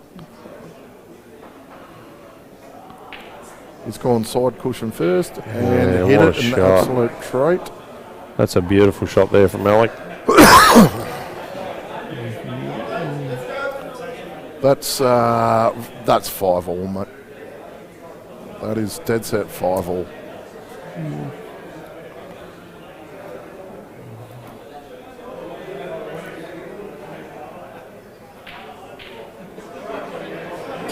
He's just got it on a dime, Alec, hasn't he, really? He rarely misses position. And that's why he's the I'll best. tell you what, I've been in awe of this man since I was about 12 years old, I reckon. Did you know him when you were 12? Didn't know him, but did see him play. There actually used to be a competition in Alice Springs called the West End Comp, going back many, many years ago. He's in West End, South Australian. It's a West End beer, yeah, but they sponsored the event and it was worth 10 grand back then, which was obviously, I mean, it's a lot of money now, but back then it was a real lot of money. 10 grand in 1965. That would buy you a big house. That's a lot of money. That would have bought you a big house in Byron Bay. I seen Ace play in that back when I was, about 12 years old, and I've been in awe of him ever since. Look at this, bang. I saw him play and went, 5-all. holy crap, I want to be able to play like that. He's been around a And while, 30 hasn't he? years later, I still can't play like that. He's been around quite a while, Ace, and to be playing 8-ball at this standard, It's just is ridiculous. phenomenal. It's ridiculous the standard he has kept for the amount of years he's kept it.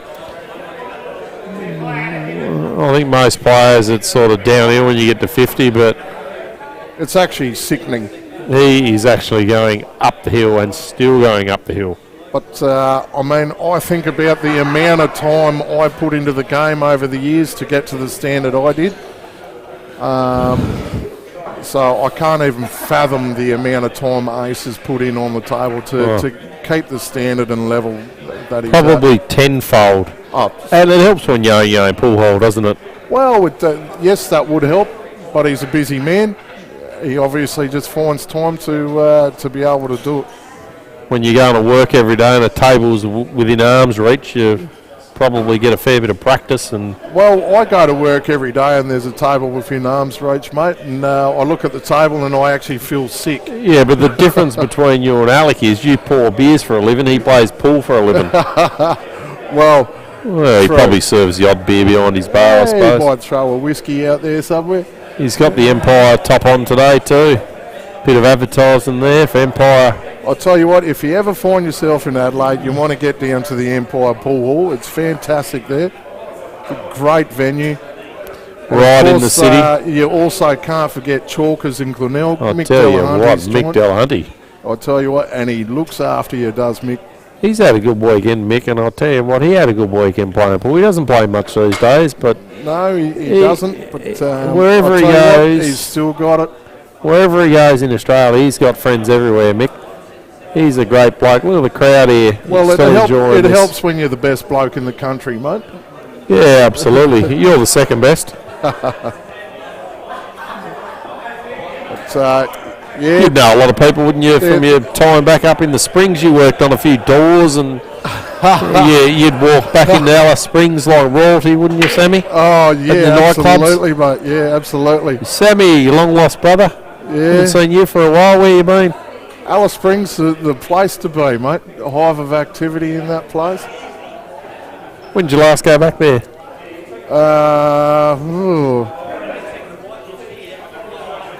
Probably about 5 years ago, I think. It's the place to be, is it? Well, You don't get back there often. not for the faint of heart, Alice Springs, mate. If you're a little bit precious and possibly, a little bit Tell you soft. what, sounds like I don't suggest you go there. stories you've told me working on the door in those nightclubs don't sound like they're for the faint-hearted either. But all credit to you. Yeah, had You're a a little- knife or two pulled on me over the journey. You're a legend in Alice Springs and probably even a bigger one in Tassie.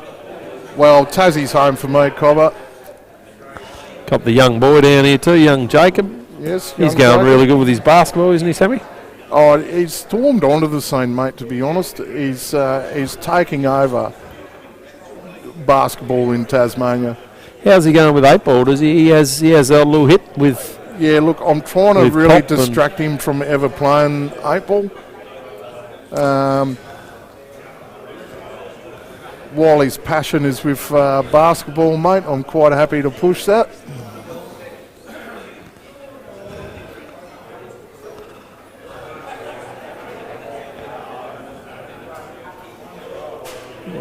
He's a good kid, young Jacob. He'd be at home watching, wouldn't he? He'd be watching the big guns, the old One dogs. thing I can guarantee, he'd probably be watching KO Sports, mate, and be watching the NBA, I I'll reckon. tell you what, Sammy. Young Jacob. When I saw him that day at the skate park with you, I honestly thought this kid, and I don't know anything about skateboards barely, other than this kid. For a 7-year-old, this kid can skate. He was an absolute freak on a skateboard, your son. Well, And I know you're pretty good on the skateboard, and I know your I have former taught him- nickname was Ripsy. I'm fully aware of that. I have but taught him a few tricks out at the skate park, mate. when I saw Jacob on a skateboard, I said, "This kid is an absolute freak." He was doing tricks that I don't see 25-year-old adults do on a skateboard.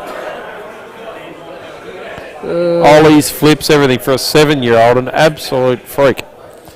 And yes, you were very good yourself, but you weren't up to your son's standard. Look, he's a chip off the old block. Don't worry about that. I know why they called you Ripsy when I met you when I ran into your skate park that day. That's for sure.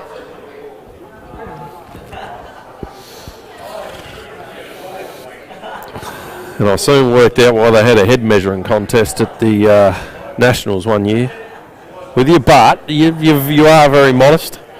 I'll give you that. You are very modest in what you do. Oh, look, I don't like to talk things up. I like to keep a lid on things, mate. You know, you keep it humble is one of my sayings.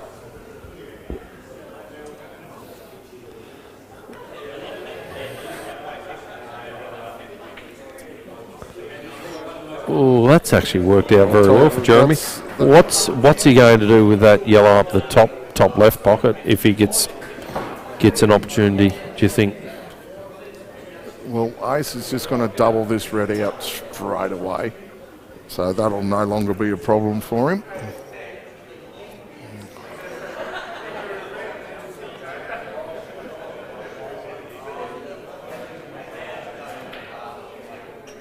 Oh, he's hit that beautiful. He might have got a touch unlucky there. Yeah, he has got unlucky there. That red is not on bottom left. So, result to Jezza there. Nice little result for Jez. He's looking like he's in pain looking at the table, but I'd be feeling reasonably happy if I was Jez.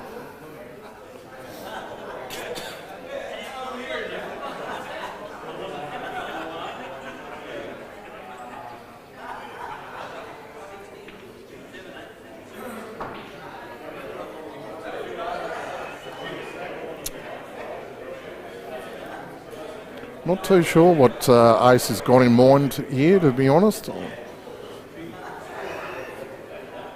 He might be doubling this up the top, maybe? Or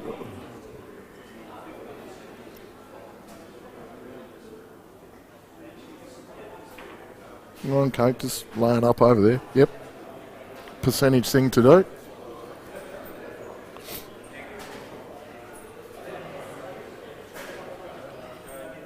Actually, I've just noticed that that yellow nearest to the ball line, it may actually go under that red that's in the pocket.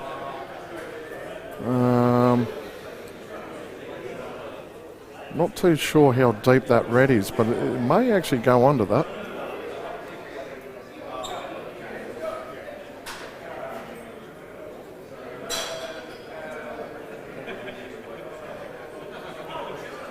Well, just speaking about Mick Delahunty, and there he is in the background. If you're ever in Glenelg, pop into Chalkers. Mick will look after you.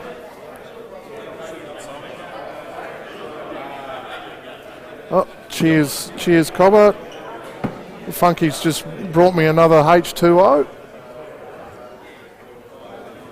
That's what you need after a good weekend to rehydrate. 5-all, this is another crucial frame. I'll tell you what, they're all crucial every time you look. They're crucial. The scoreline's been very close all the way through this. How's he going to get that last red? Is he going to... I reckon he'll try and play off this ball, will he? And pot that red so he can take that red up to the top. Yep, that's exactly what he's done. It's just gone a bit short. Just hasn't quite got it. Still be happy with that result. He's still got that shot for later on, perhaps. Do you think this yellow nearest the ball line will go under that red? You know what someone once told me, Sammy? It doesn't pay to think. Oh, you know what someone once told me, Sammy? It doesn't pay to think. Feel like we're in a loop there, but all right. Funky just forgot to put his microphone on. Which one are you talking about there, Sammy? The yellow nearest the ball line. I don't think so. These are tight pockets. They are tight pockets. Potentially could jam it out, but... It's most definitely worth, though, slow rolling that up to that red. You know what?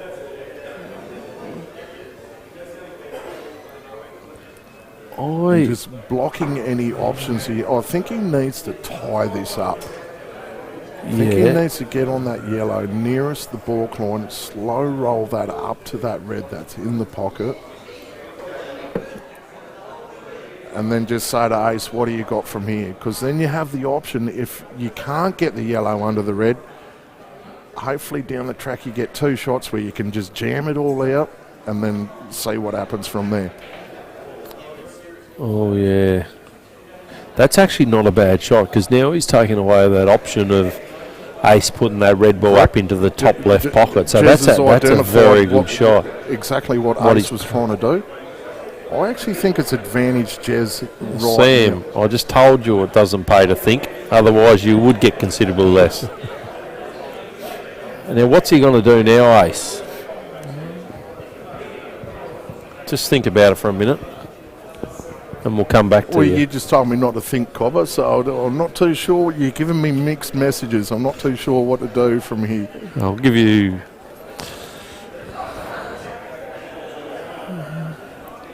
He's going to double this up that way, is he? No. No, he's looking for a snooker. That's actually a really nice shot. And Greg Laurie cheering loudly for Jeremy. He's actually getting a lift home with Jeremy, so Just looking at Greg Laurie's he doesn't want to be left here glazed alone. eyes at the moment. I think he's 0% chance of getting the microphone at the moment.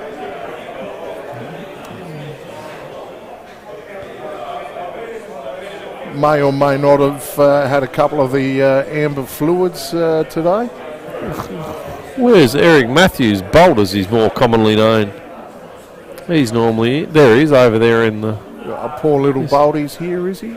Oh, there he is. Poor little Baldy. For those of you that don't know Baldy, an little head absolute shaking. legend. Is there actually anyone who Tasmanian wouldn't know eight-ball. Baldy? Probably not in Australia, the world for that matter.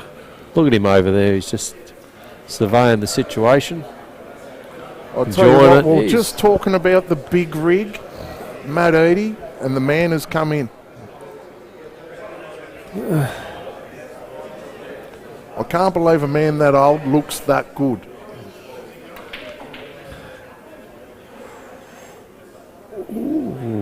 Just screwed back to the jaw there, Ace. What is he going to do here? I'll tell you what, He may He- just go up and he- touch this ball. he might try and get a double kiss. No, he's in the... Because it's not the worst thing to happen if it drops. He's just just in the jaw. Can he get round the jaw? He's just playing a little bit of left-hand side here. It's going a double kiss, I reckon. This is a tricky shot. Yep, double kiss. Oh, yellow first. Yellow first, yeah. Good call by Ace.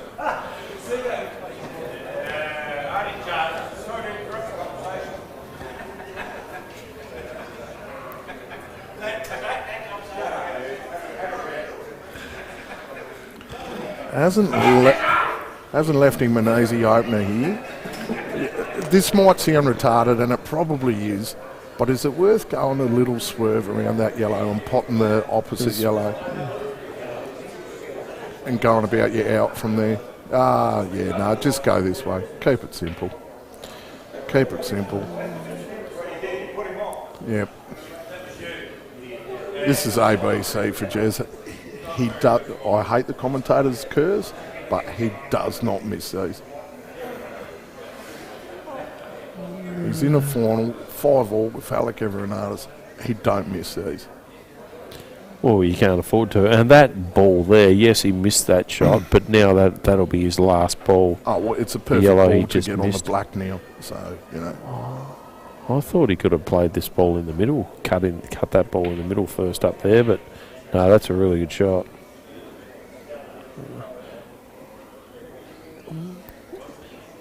This middle ball here, or does he go up the top first? Jez is looking at these going, this is absolute ABC, but he's just composing himself. He realises the moment he's in at the moment.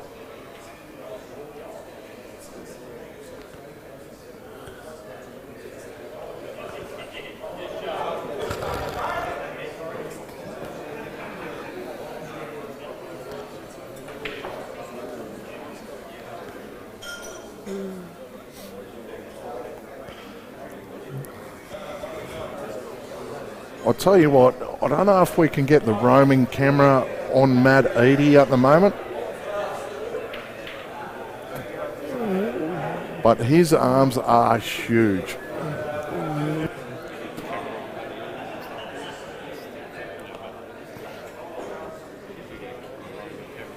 I just want to warn the ladies first, you're about to be in for a treat, a bit of eye candy overload about to happen. But have Have a look at the rig on this guy. For a 50-year-old bloke, good rig. Jeremy just ABC now. He'll just tap this in, come off the side rail nicely. Yeah, he's just slowing himself down, just trying to stay composed.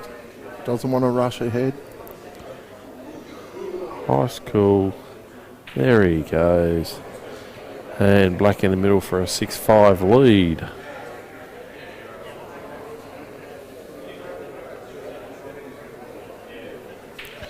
Well done, Jez. 6-5 to Jeremy. There's Matty Eady over there in the... I'll tell you what, have a look at that specimen. Look at him. He's bulked and he's Can you even believe flexing. that man is 50 years old? Have a look at him.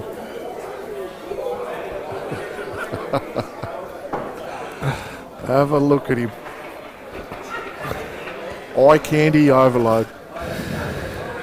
The greatest barman the Workers Club has ever seen. Second greatest, sorry, Sammy, while I'm sitting next to you. Mate. Come on, Cobber. And there's the third greatest sitting next to him.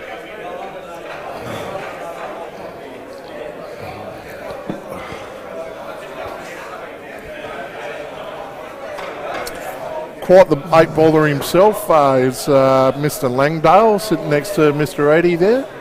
And he's about the fourth best barman in the Workers Club, Mr. Langdale. Who are you putting in front of Langers? Who's in three? Well, I haven't found the third best one yet. How many staff you got? 3? 6, Cobber.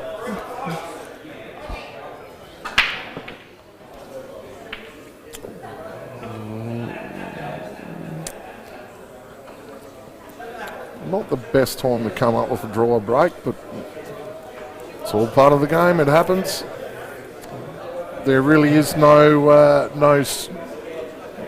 formula, really, is there, to getting a ball off the break. No, and that could really... Some work better than others, but it's not foolproof. Maybe that's why Alec's so good. He has a cracking break cue that he's used for a long, long time, as long as I can remember. I think it's his 9-ball cue, actually. How's he going to... Well, the ball on the right-hand side of the table goes to the bottom right, and then the yellow ball closest to the red goes to the bottom left. So that's how he'll probably link those balls up. Well, he's going this one. Is he going to play straight into that other yellow? No, I don't think so.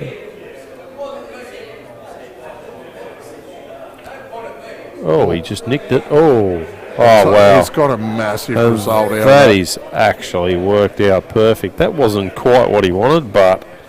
Well, we don't know. It might have been. I don't think that's what he was going for. I doubt that was what he was going for, but it's worked out a treat for him.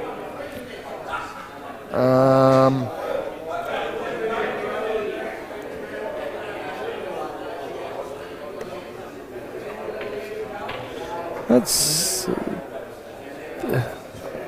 the state teams event final we played in. We recently, Marcus Watt let us down a bit in the final. Sammy? I think he was probably number one contributor to his actually losing that final. Yeah. But one of his main problems is his legs actually keeping his frame up. Yes, chicken legs, yes. As soon as he bends over the table, there's a lot of weight on those legs of his, and I just thought I'd throw that out there because that was one of the performances that disappointed me most in the state teams event finals, Marcus's. His dad was disappointed. Rick, he's a legend, Rick. He's our captain there for the Marcus Old Guard, the side that Jeremy plays in, and Rick legend Watt, Greg Laurie. Rick Watt was probably the number one contributor for his making the final, to be completely honest with you. He played very, very well against us in the semi. Yeah, and Marcus was the number one contributor for us losing the final. Yeah, well, what can you do?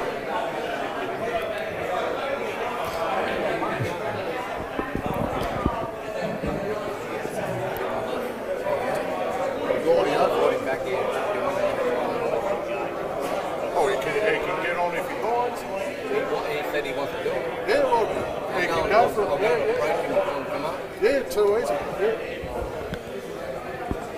Alrighty, guys. I'm actually getting fired from my position. I'm about to be replaced by none other than Richard Williams. He might actually be able to talk intelligently about 8-ball.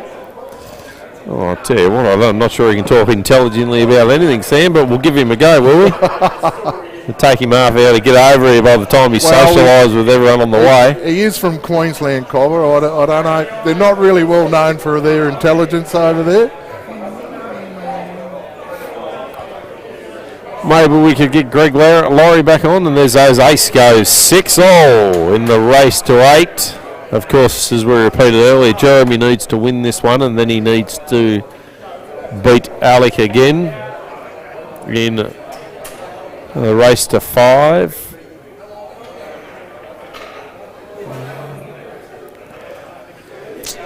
The Townsville Open, you heading up there for that one, Sammy? On May 21st and 20th and 21st. And of course, we can't forget the King's Cup, ACT's premier event, the 10th to the 12th of June. I have never had the pleasure in playing in either of them, or the Anzac tournament for that matter. That'll be a really good weekend over in... All of these competitions I'd love to play in, just unfortunately a little bit too busy with work. And have a look at that one in South Australia. They do things well over in South Australia. That looks like an absolute cracking comp. Speaking of premier events, wow, the killer crossover in August. It'll be in the new location of the Hobart Workers Club.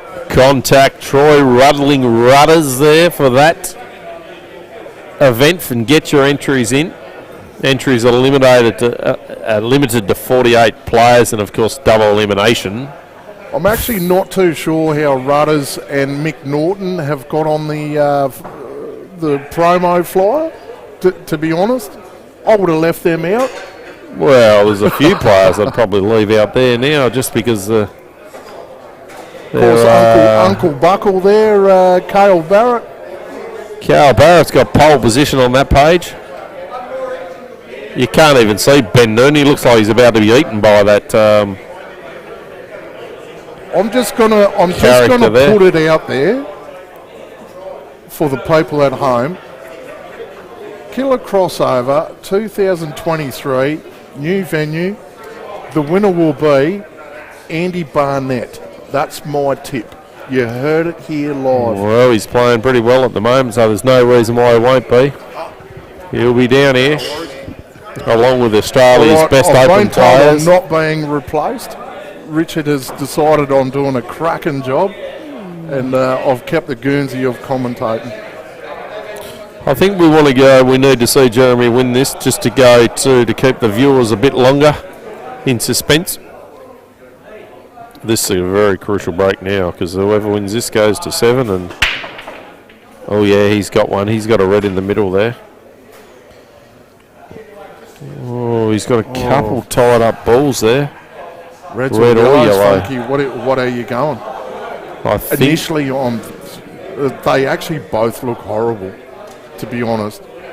Either colour, you got major problems. If you take yellow, he takes yellow to the top there. He's got to get a ball to be on yellows. The problem is, he didn't pot a yellow off the break. He's potted a red. I think, yes. Well, I don't think anything, because someone told me it doesn't pay to think. Because if I was paid to think, I'd get considerably less. I think he will stay on the reds, will he, Sammy? Just purely because that red ball is covering that yellow down the bottom, and there's two hard, or semi-hard yellows on the side, left side rail there. Yeah, look, and he doesn't have a simple starter with the yellows. I reckon he goes reds, and I reckon his first shot, just as I say that, he nominates yellow. So he might be just moving that yellow, leaving the white exactly on top of that red.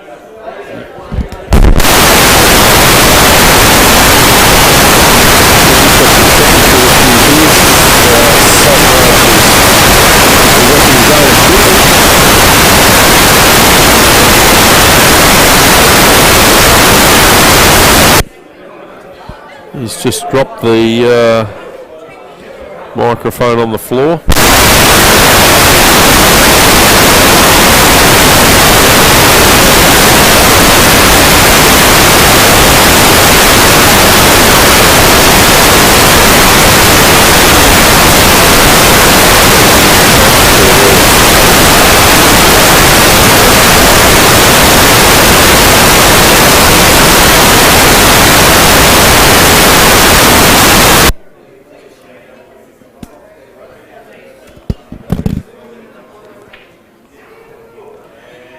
Oh, that's a really Believe good it or effort. not, folks, before Salty mucked around with my microphone, I was going to call that exact shot, and I feel like I've been robbed of being able to call it. Now Jeremy will take one of these middle balls down to the bottom left pocket, you'd think now. Well, Jez will be thinking, how exactly am I going to extract this other yellow? He will take the middle ball yellow closest to the table so he can get over on that side rail for those two balls over on the left side rail. Next, I'd think.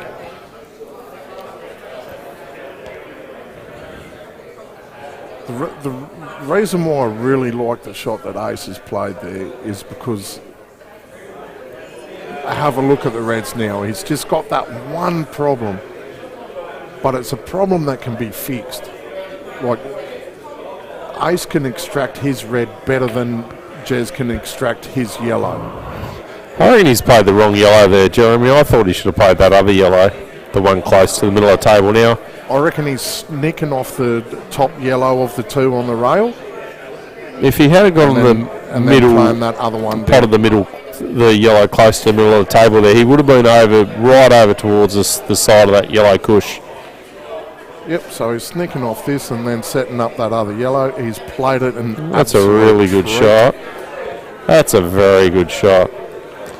Very good thinker. So Jez is, And he's a man that does get paid to think, of course, Jeremy, owning Sorrel Locksmiths. Jez has just landed a little counter punch there, and it was advantage Ace 10 seconds ago. Now it's advantage Jez.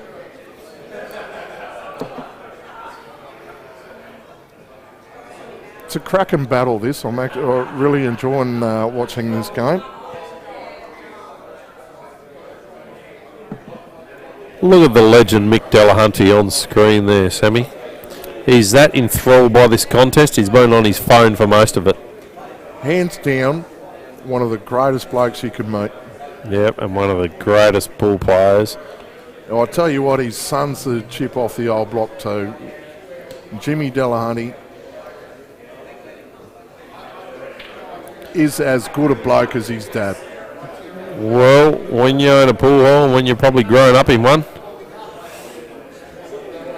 that's probably the reason why. Absolute legend, Mick Delahunty. Got time for everyone. He meets in the pool circles. Loves a chat. Loves a quiet beer. Does love a bit of a trash talk. Yeah, that too.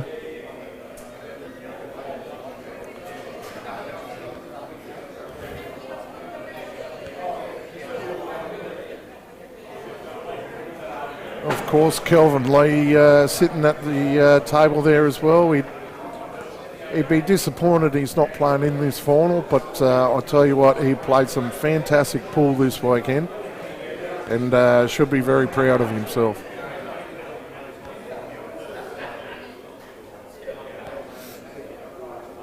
Yeah, well, it's a tough field. I'll tell you what, there were some exceptionally good. Well, when you got the best players from around Australia congregating in this event, they're very hard to win. It's most certainly not an easy event to win.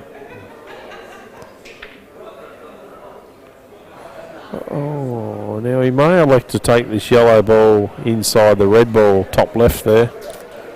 Now, he needs to somehow. How's he? I've slightly lost track for a moment. He's still shooting two, is that correct? That was his first shot. Yes, wasn't it? he is. He might try and promote this hard ball now. No, he Oh, that didn't. was the key shot. He didn't have the angle to do that, but That was the key shot, and he knows it. That's yeah. That was a really crucial shot. That.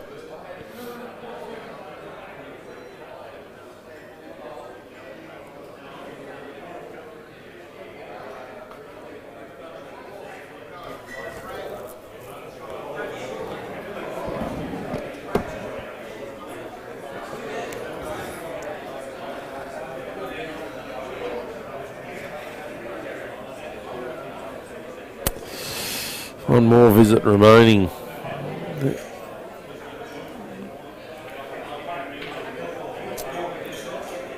I actually, I'd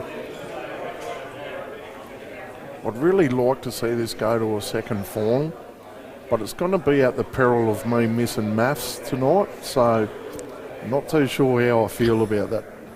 It's getting to a crucial part in Married at First Sight, and I'm going to miss it.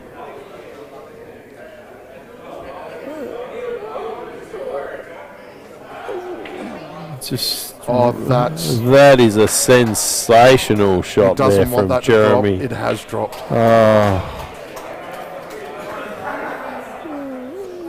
Wow. Tell you what, if that's Sammy. stuck there, I cannot believe what I've just heard. Do you actually watch that show? Married at First Sight, Yes. the best show on TV. Just, isn't Australian Idol the Australian Idol final on tonight too? That's on right now, Cobber. It's on the TV right now. You actually That watch... replay brought to you by Married at First Sorrel Sight. Locksmiths. Good work there, I've Sol. just lost all respect for you. Yeah, look, I'll still sleep at night.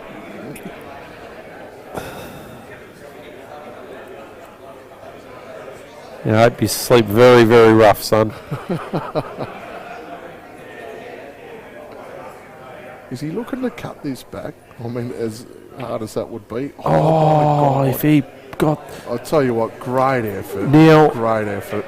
that was a really good effort. That was a really good effort.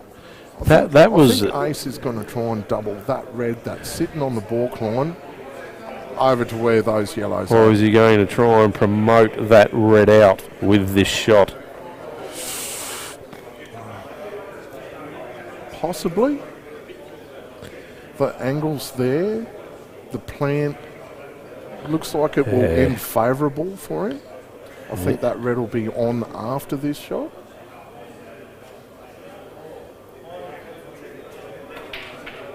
Oh, he's got it. That's a really good I think shot, he's got but a little bit stiff there, actually. he's made one difficult ball easy and he's made one easy ball difficult. Correct. So, what's that? Tit for tat. Tit for tat. Half a dozen of one, 6 of the other. Correct.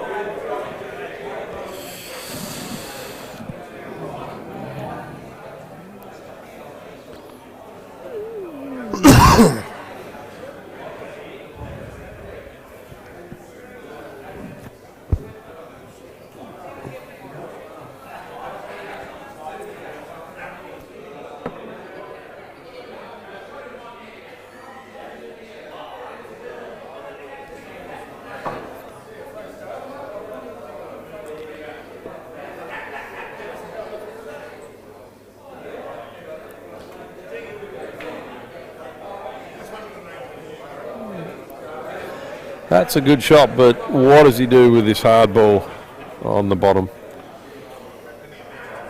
Do you think he can get an angle here, or will he give him... The only time he gets an angle on this red is this shot right now. He needs to play this red into the middle. Or does he try and get an angle on that red ball to the bottom left and come across and hit the yellow and push the red over the pocket?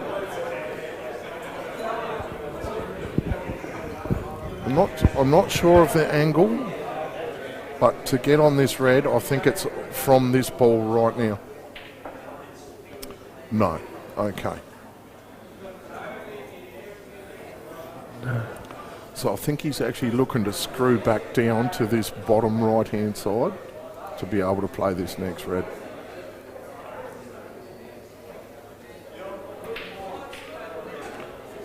Oh yeah, that's exactly what he's trying to do. And he's got perfect position too. He needs to play this with some serious pace, this red. Into the pocket to get over there to hit that yellow to knock that red. Anything could happen here, but with this legend, it could well be favourable.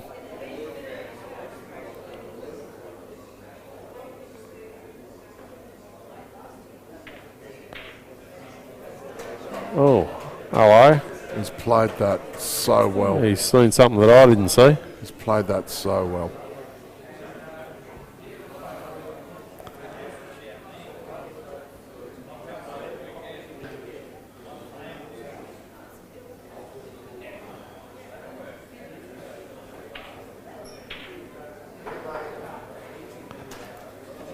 Well, that just shows the class of the man, that out.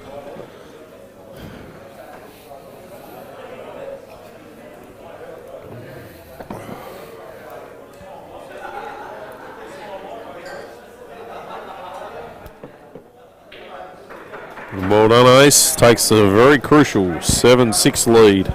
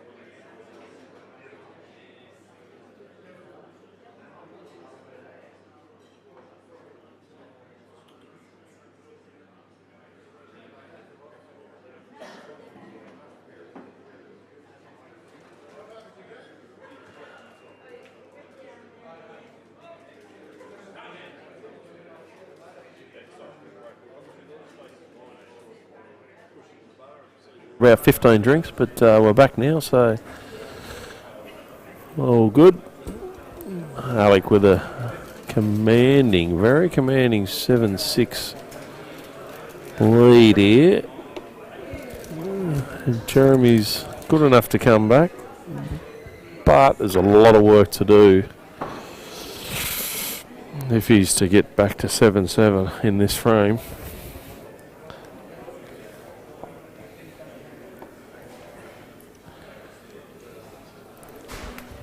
I'll tell you what, Funky, there's a question you've got to ask yourself. How is it that Andrew Saltmarsh has got such a good rig on him, sitting there eating a whole block of Milky Bar chocolate, and he's got a sneaky little box of shapes under the table as well? I don't know how he keeps in such peak fitness. Well, he's certainly worked hard on his physique, and he can, when you burn the calories, you can. I guess when you're the calories. When you're the number one streamer in the country, you need some fuel, don't you? You need to keep yourself up and about. Anything goes when you're the number one streamer in the country. We appreciate what the legend does. Wow, now that's a really good shot there from Jeremy. He got two for the price of one. Yep, great shot, but I feel like he's got stiff again. Like he's continually played these really good shots, and just he's got a little bit unlucky with them as well. Well, the thing is here, he needs to get down to the left-hand side of the table for the red closest to the black, and he also needs to get to the right-hand side of the table. So there's a bit of transitional work to do there, and then I can tell you this is your out. He's good enough to do it. If anyone can do it, he can do it. He's going that top ball to the left. He's taking the middle ball next, leaving himself an angle for the third ball to run down the left-hand side of the table, pot that red nearest the black, double the red into the middle and black in the bottom left, and there's your out. That's a whole lot of information. Well, but it sounds good. It sounds solid. It sounds good. He may actually elect to backscrew on this and go the most bottom red in the top left, just to give himself an angle to get on that other red nearest the black.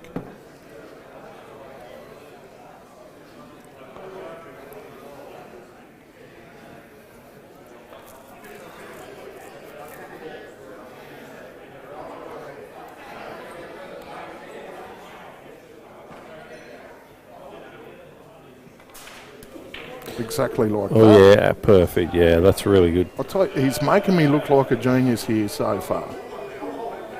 Good minds think alike, Sammy. He's just going to come down the table here, take that red nearest the black next. He's doubling that other red straight in the middle pocket, black in that bottom left. Game over, 7-all. Or is he coming down the left-hand side here and cutting that ball to the bottom right pocket and going back across to the left-hand rail for that red in the same pocket? Mate, I'm bang on with my thoughts here. And you just sit back, relax, and watch it transpire from here, mate. All right, I'm in agreement with you. I'll just watch what happens. Or he may elect to do the percentage thing and screw back on this and try and take that hole with that other red. He's travelled too far. Oh, now, can he double this red and run through on it? Because that is potentially his only option.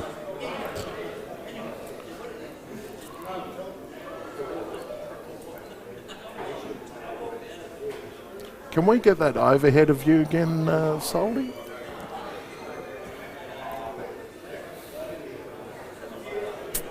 I don't like it, but can he double that red back to the bottom left-hand pocket?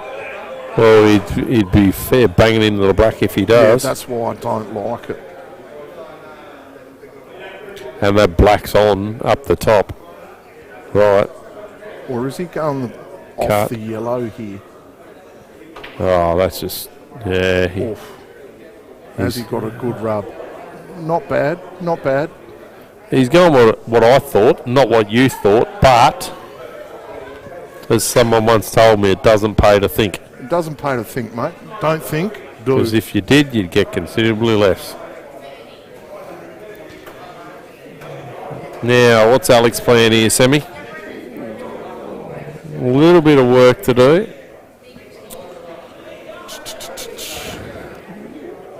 Just a little bit. The start, the first ball is probably the most crucial ball.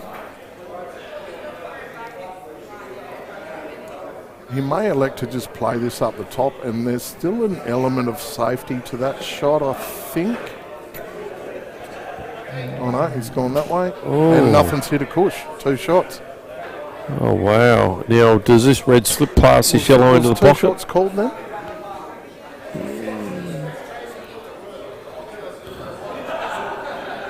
I'm not too sure if foul was called. All right, Salty's put 2 shots on red. So I'm assuming Salty's heard there was a foul. So you're obviously just bumping that red over near the pocket. You've got the other red across the other side of the table. Well, can he pot it? It looks like from here it goes. It doesn't pop. It doesn't pot? It doesn't pop.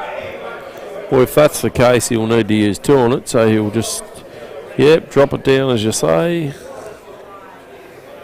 Probably play the other red. You just don't want to roll forward on it, that's all, and hook yourself on that yellow that's there. Hook yourself. We're not catching fish. And I think that's exactly what Jez is thinking right now. Because he's got to roll this down. And I feel like that yellow's in play at the moment. I feel like this is going to cause him problems. So he just needs to go a little bit thicker on it and just come off that side push like that. That's a beautiful shot. Now, I think the black is going into the same pocket as this next red. Would that be correct? You know what? This actually isn't ideal because this white's going to travel too far. I don't think he's guaranteed to be on this red next shot. I think the line of the white is actually going straight to that. Maybe needs to make sure it runs into that yellow and knocks that yellow a bit up the table, just a little bit. Just like that. Didn't run into it though. He's hit it beautiful. Now this is the pace. He's got just a slight angle on this, but the pace is the key. He can actually try and do this a little bit thinner and run up in between the yellows and play the black in the bottom left.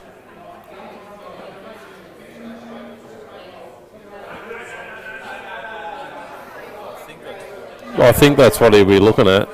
Just a nice thin. Yeah, just play it a little bit thinner. Try and leave the white up around near the middle pocket area. Just got to make sure he gets it thin enough here to not come back and clip that yellow on the way back past. Well, it's just added another 20% degree of difficulty on the shot, having to get the spider. 20% degree of difficulty. We're not diving. Oh, Jesus. He's got both of them. Oh, 40%? 40% degree of difficulty? Now, 40%. Cube speed is the key. White ball speed is the key. Oh, he's hit it very hard. But if I fancy him to get this. If anyone can get these, he does. He's got nothing to worry about. He can hit the white centre ball here. All he's got to do is concentrate on the pot. There's no in off. There's nothing like that. Well, he will be putting a lot of bottom on this. No, 0 bottom. He's hitting the He middle will of the be putting a lot of bottom on this. A lot of bottom.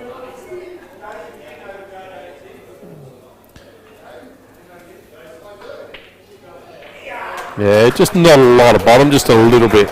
That's a really good black. 7-all. We're on the hill. We're on the hill. We're on the hill. Folks. And we can get to another hill if Jeremy does what we're strap in, buckle your potentially seatbelt. open here and gets to an 8-7 win here, and then we'll go again. That's a great black under pressure.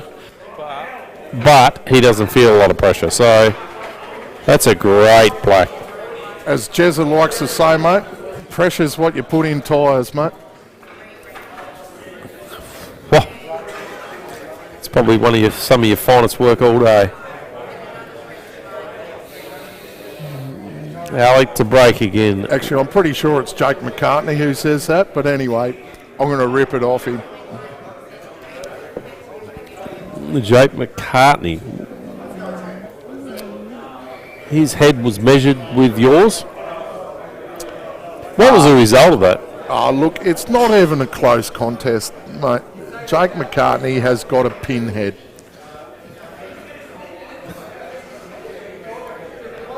Here we go. Crucial break for Alec.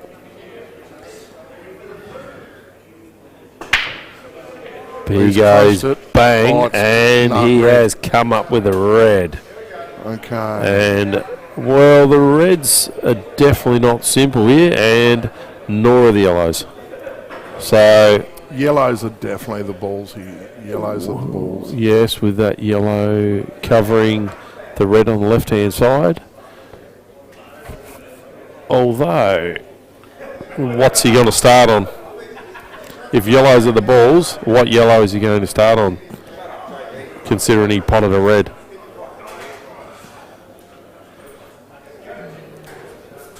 I didn't say it was easy, mate.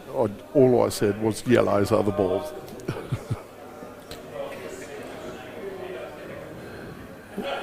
So he may actually call yellows here.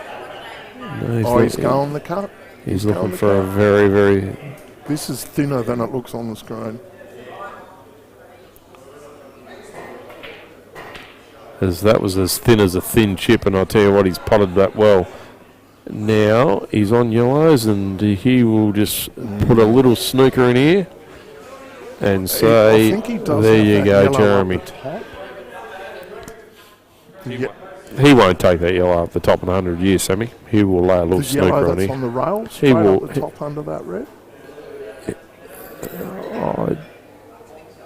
Yeah, probably is on, but he's... Mate, you can backtrack from what you said. Like, you can go, yes, Sam, that's a good option. Well, if I agree with what you're saying, I'd say it. But I don't agree with what you're saying. You know that's the shot. As I said 3 minutes ago, he's playing a snooker here. There's no snooker on here, Cobber. Oh, he attempted one. A good call from you saying there was no snooker on there. Because he didn't get it, but there was one. I just feel that was the option. The yellow that's on the cushion, he could have drove that straight up to the top. Well, he could have. But with the way those three balls are situated in that left-hand corner, there's a reason he didn't drive that yellow ball straight up the top. Yeah, but it was the way they were, it was more messier for Jez than what it was for him. I still like this shot because now they're open about. Every yellow just about goes. Alec wasn't about to hang himself there and play that yellow up the top and allow Jeremy to get red balls down into that left-hand corner. So, Mate, it's a complete different situation now. There was never any reds going into that bottom left. well, if you have a look, there's a couple of reds that could go into that bottom left corner. There was Mate, previously. You're grasping at straws. All right, at now what's he best. doing here? He's running up, just touching this ball. That's in. No, it's not. Yeah, he's just got a bit too much distance away from that. That's actually not a bad shot because don't mind it. that Don't mind allows doesn't allow Alec now that yellow ball up It to that probably top. buys him two top more left. shots to work something out from here. Also, too, with that yellow up the top of the table on the left hand side, doesn't allow him to pop that in that corner. So good shot, Jeremy.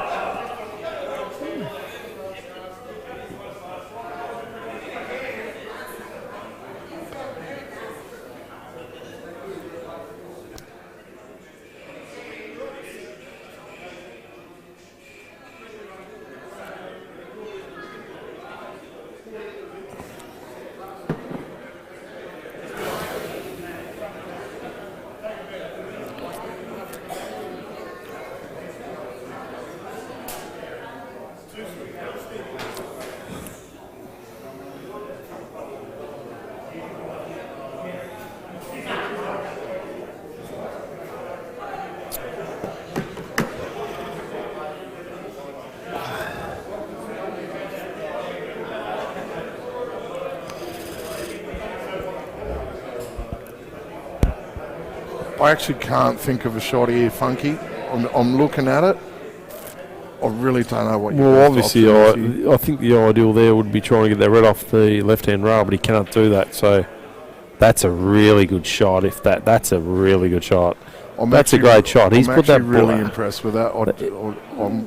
No, it's hard to see. I'm disappointed I didn't see that shot, but that's a great shot from Jez.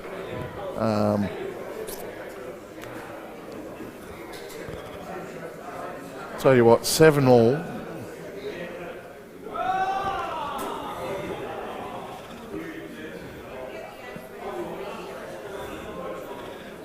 What a great shot there from Jeremy. This is the kind of frame you want, isn't it?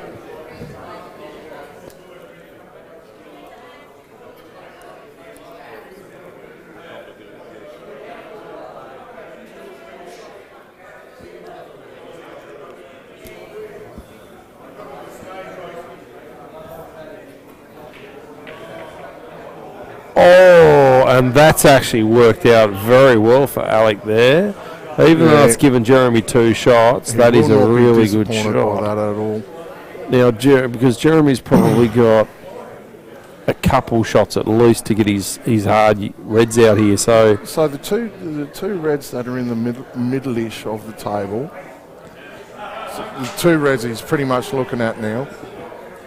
Is it worth cutting that red back towards the bottom right, and then you're promoting that other red over towards the bottom left, and then trying to take that pocket with your second shot? He needs to try and take. I reckon that's a really good option, but the control of the white ball there is an option. Now he's got a bit unlucky there because he hasn't given himself an easy starter ball here. No. Now after knocking that ball out.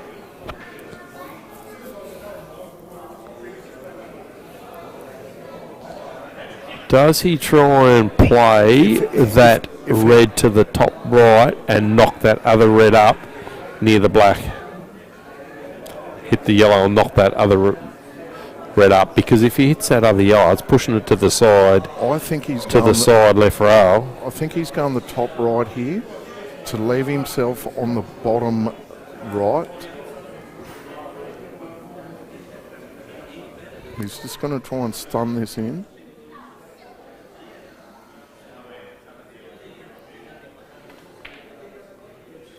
No, didn't cue it right. I think what he was trying to do is obviously pop that one. Then he had this one bottom right. Next ball in the middle pocket. Float up the table a bit. Red in the other left-hand centre middle.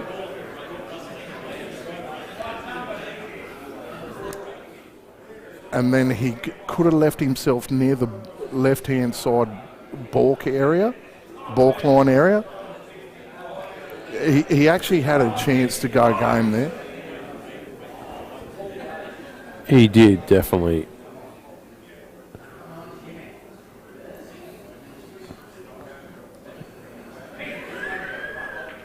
This would have to be one of the greatest Old Dogs finals I've ever seen. Not just the closeness of it, but it's turned into a bit of a tactical battle at times, and that's with these two class players trying to outsmart each other.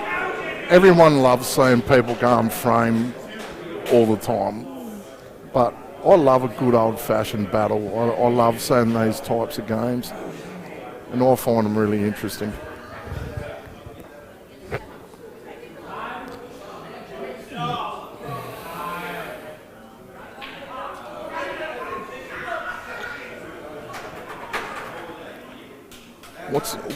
What's he trying to do here, Funky? Is he having a dip from here? Well, is he having a go at this? I don't know how he thinks he's going to knock that, unless he's going to try and pop these two balls, pop that ball in the middle and run straight through up to pop that yellow at the top into the top right, if he's got that angle, and that's what I think he's trying to do now. So he's going to pop this one the very bottom one. Then he'll get He'll get on the the rail. other one. That's Yep, to the and right then hand rail. Then he'll try and get perfect position to pop that ball in the through. middle, and then run the white up onto the side row up towards the balk line and pop that yellow in the top middle. right. Yep. In the middle or top right. I'm not sure if he can get in the top I right. don't think it goes top right. But we've got to.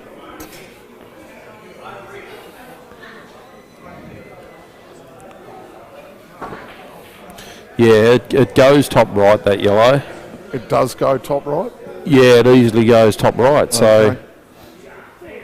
that will be the shot that he'll look This at. has to be absolute pinpoint, though, doesn't it? Yeah, if he can't does, be that little bit off. he It doesn't. goes top right. He does not want to be on the bottom side of this, and trying to smack the balls in these middle pockets on those angles Yeah. are not easy. No. So the degree of difficulty here. We talk about diving. This is a 10 out of 10. This neck, not this shot here, but the following one in the middle is a 10 out of 10.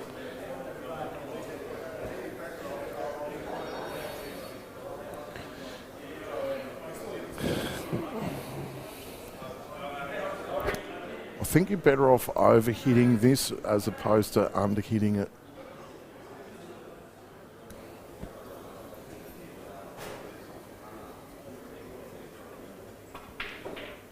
Oh yeah, and he's got that completely wrong. He meant unless now he's face cutting this. Is he face cutting this? He might be. That may well be It's what he's exactly looking at. what he's doing, the way he's lining And I this think up. the reason why, because he cannot pump that ball into that middle pocket. It's very, very hard shot. I think he's face cutting this. If it pulls up in time, he's got it top right. If it overruns, he's got the yellow in the middle. So he's got two bites at the cherry here. It's double kissed. I'll get one of them. One. And the lolly water for Sammy. Fence. Lolly water for him.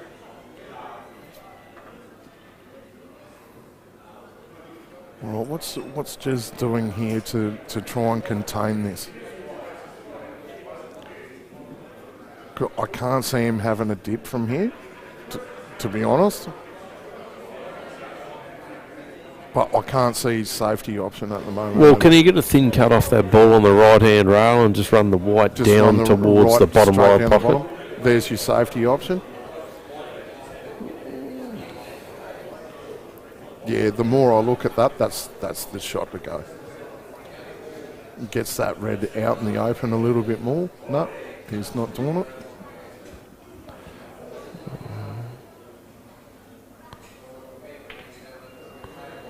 Oh, Jeremy. Yeah, I think he's missed that trick on that on the ball that was over on the right-hand rail, because that's a hard ball to pot anywhere. So that's the ball you wanted to promote very there. Straightish. Oh wow! Will he look for a double again, I think and then look to double the other yellow, I think he's just going to top through. and look for the angle to cut the yellow into the top right? Oh, he had found an the angle. He Wow. found the angle. Yeah. Wow. It's all Yeah. over. Great shot.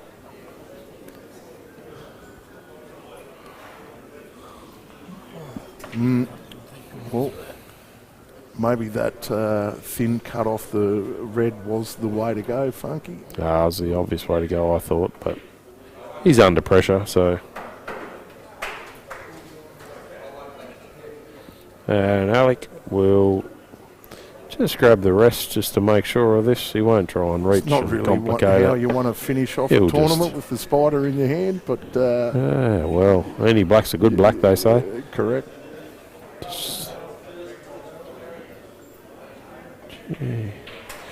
Well done.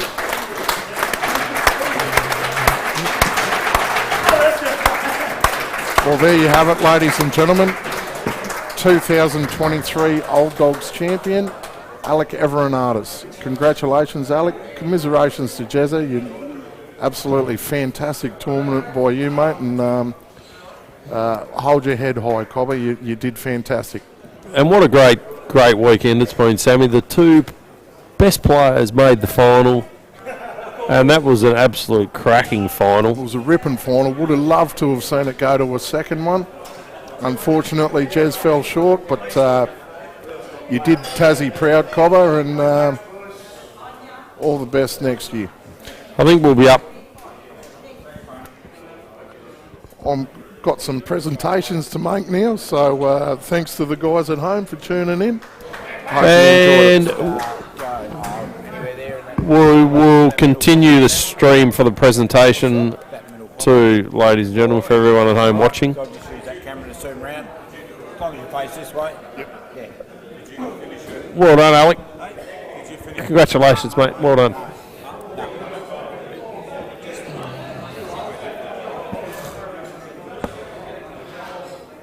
It's a very entertaining final. And there's the big trophy there that Alec will accept shortly.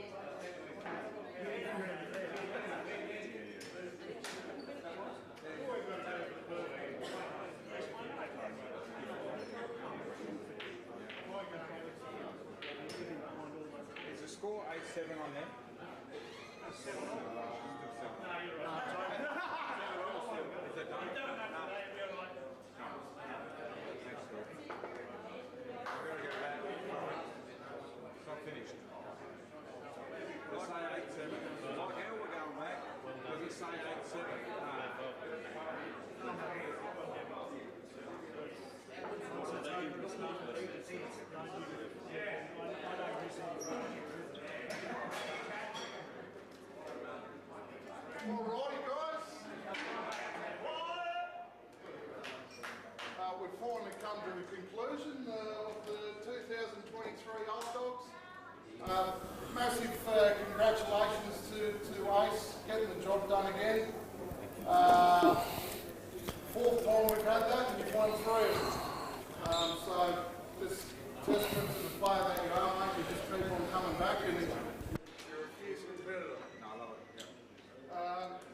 To Jeremy, I'm not going to say commiserations, I'm going to say congratulations to you, mate. It's been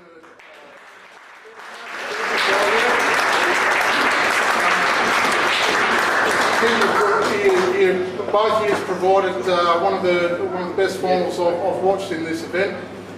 8-7, it doesn't get much better than that. It was a hard fought match. It wasn't just game for game. You both had to think your way through it, and awesome game to watch. But you did Tassie proud, mate, and well done.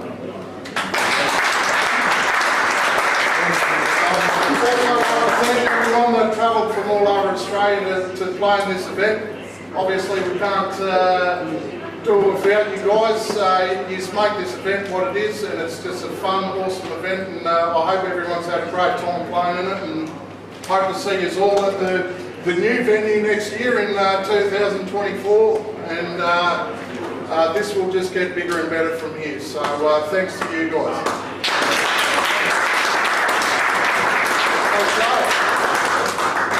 So, obviously runner-up, Jeremy McGuire.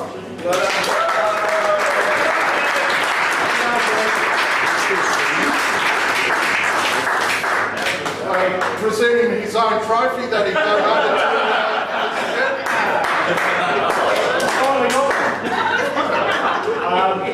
Firstly, I'd like to say thank you very much to the bar staff and the management of Hobart Women's Club. Thank you very much for Q Sports. Q Sports, Q Sports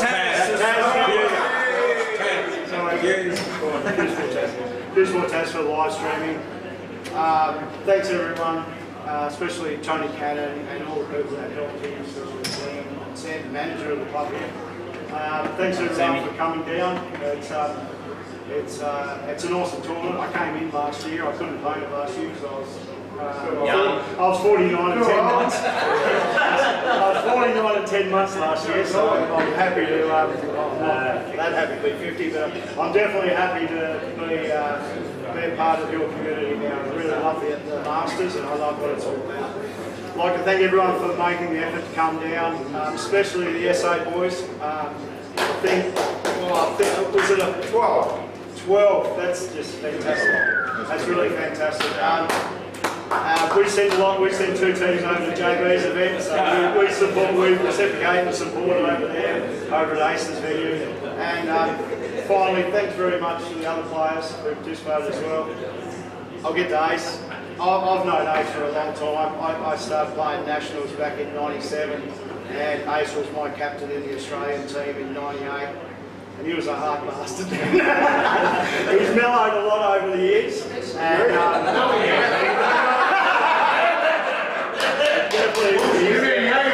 there's a lot of people back in SA going, no, yes. But I'd just like to say it's a pleasure to make the final and play against you. I hold you as you are the best in Australia. I don't care what anyone says. Benny Noonan, Jake and that. I still class you as the best in Australia. There's nothing you haven't won.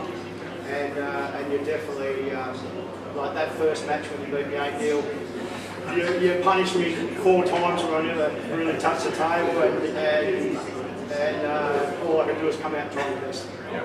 So thanks very much, guys. Thank you.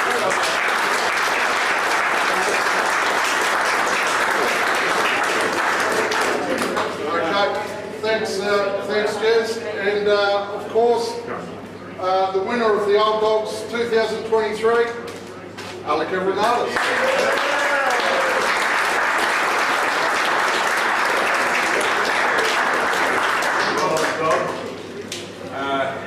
There's a lot of people I need to thank, and these tables, they've played beautiful all weekend. Sammy's done a great job. I've trained Sammy for many years to brush and iron these tables, and you know, everyone sees how good they play. They've done a fantastic job. Every match, every game, it's great. You know, thank you very much.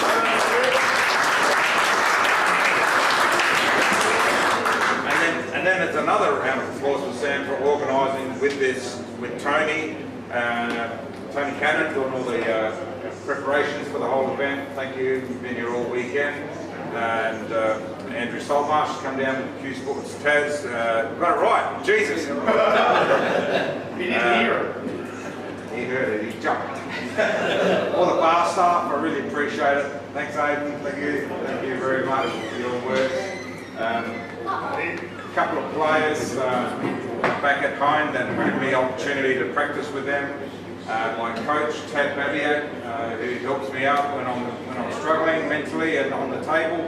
He does a great job and makes it look a whole lot easier after I finish with him. You know, you may have seen my post a couple of weeks ago that I was really struggling with my action. And probably 3 hours of up and down blue spots on the snooker table, and we finally worked something out. I left there with a lot of confidence, and I want to appreciate Tad for his time, or thank Tad for his time, sorry.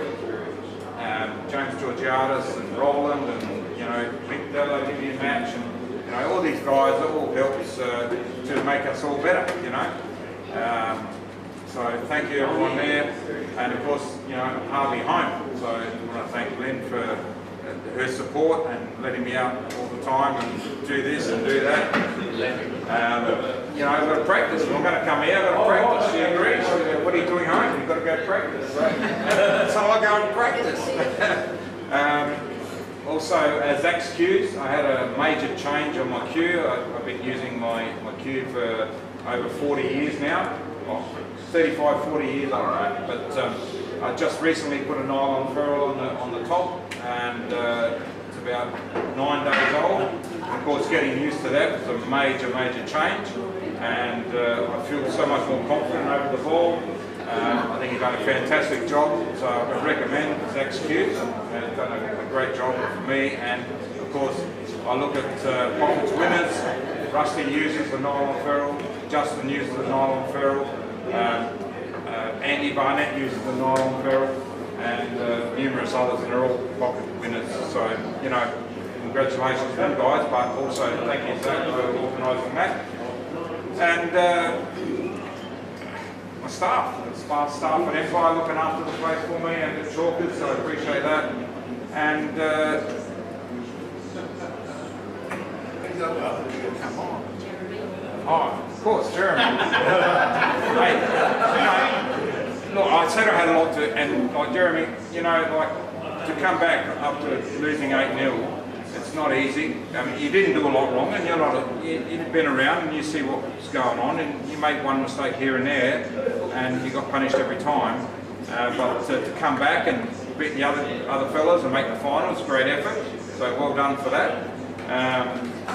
You couldn't have got much closer there. I think the only thing that may have swung it in my favour was knowing that I had another match before I lost that frame. You know, otherwise, you know, the pressure was intense, and you played some great outs, played some great shots, great tactical shots, and thank you for the match. It was fantastic. Thank you.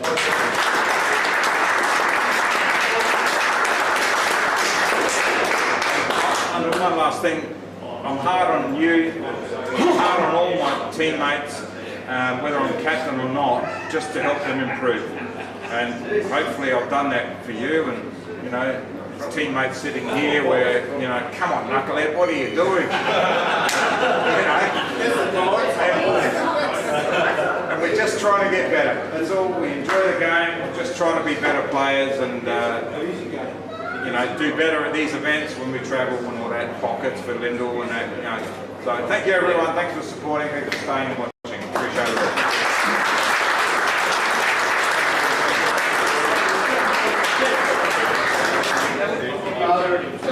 Just a couple of little things to tidy up on. Obviously, I have to give a shout out to the sponsors who sponsored this event as well. Already a couple have been mentioned, Zach at Zach's Custom Cues, Michael Grubbett Specialist Auto Group, of course Jeremy McGuire from Sorrel Locksmiths, donated these wonderful programs every year.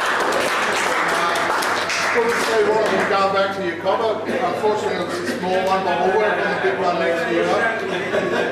And of course Matt Egan from Big Rig Exercises. Oh, he's not out here, but he would have got a laugh out of that anyway.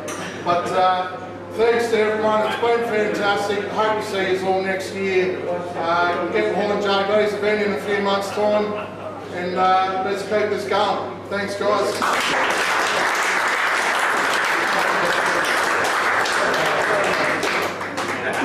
Give me Calcutta money.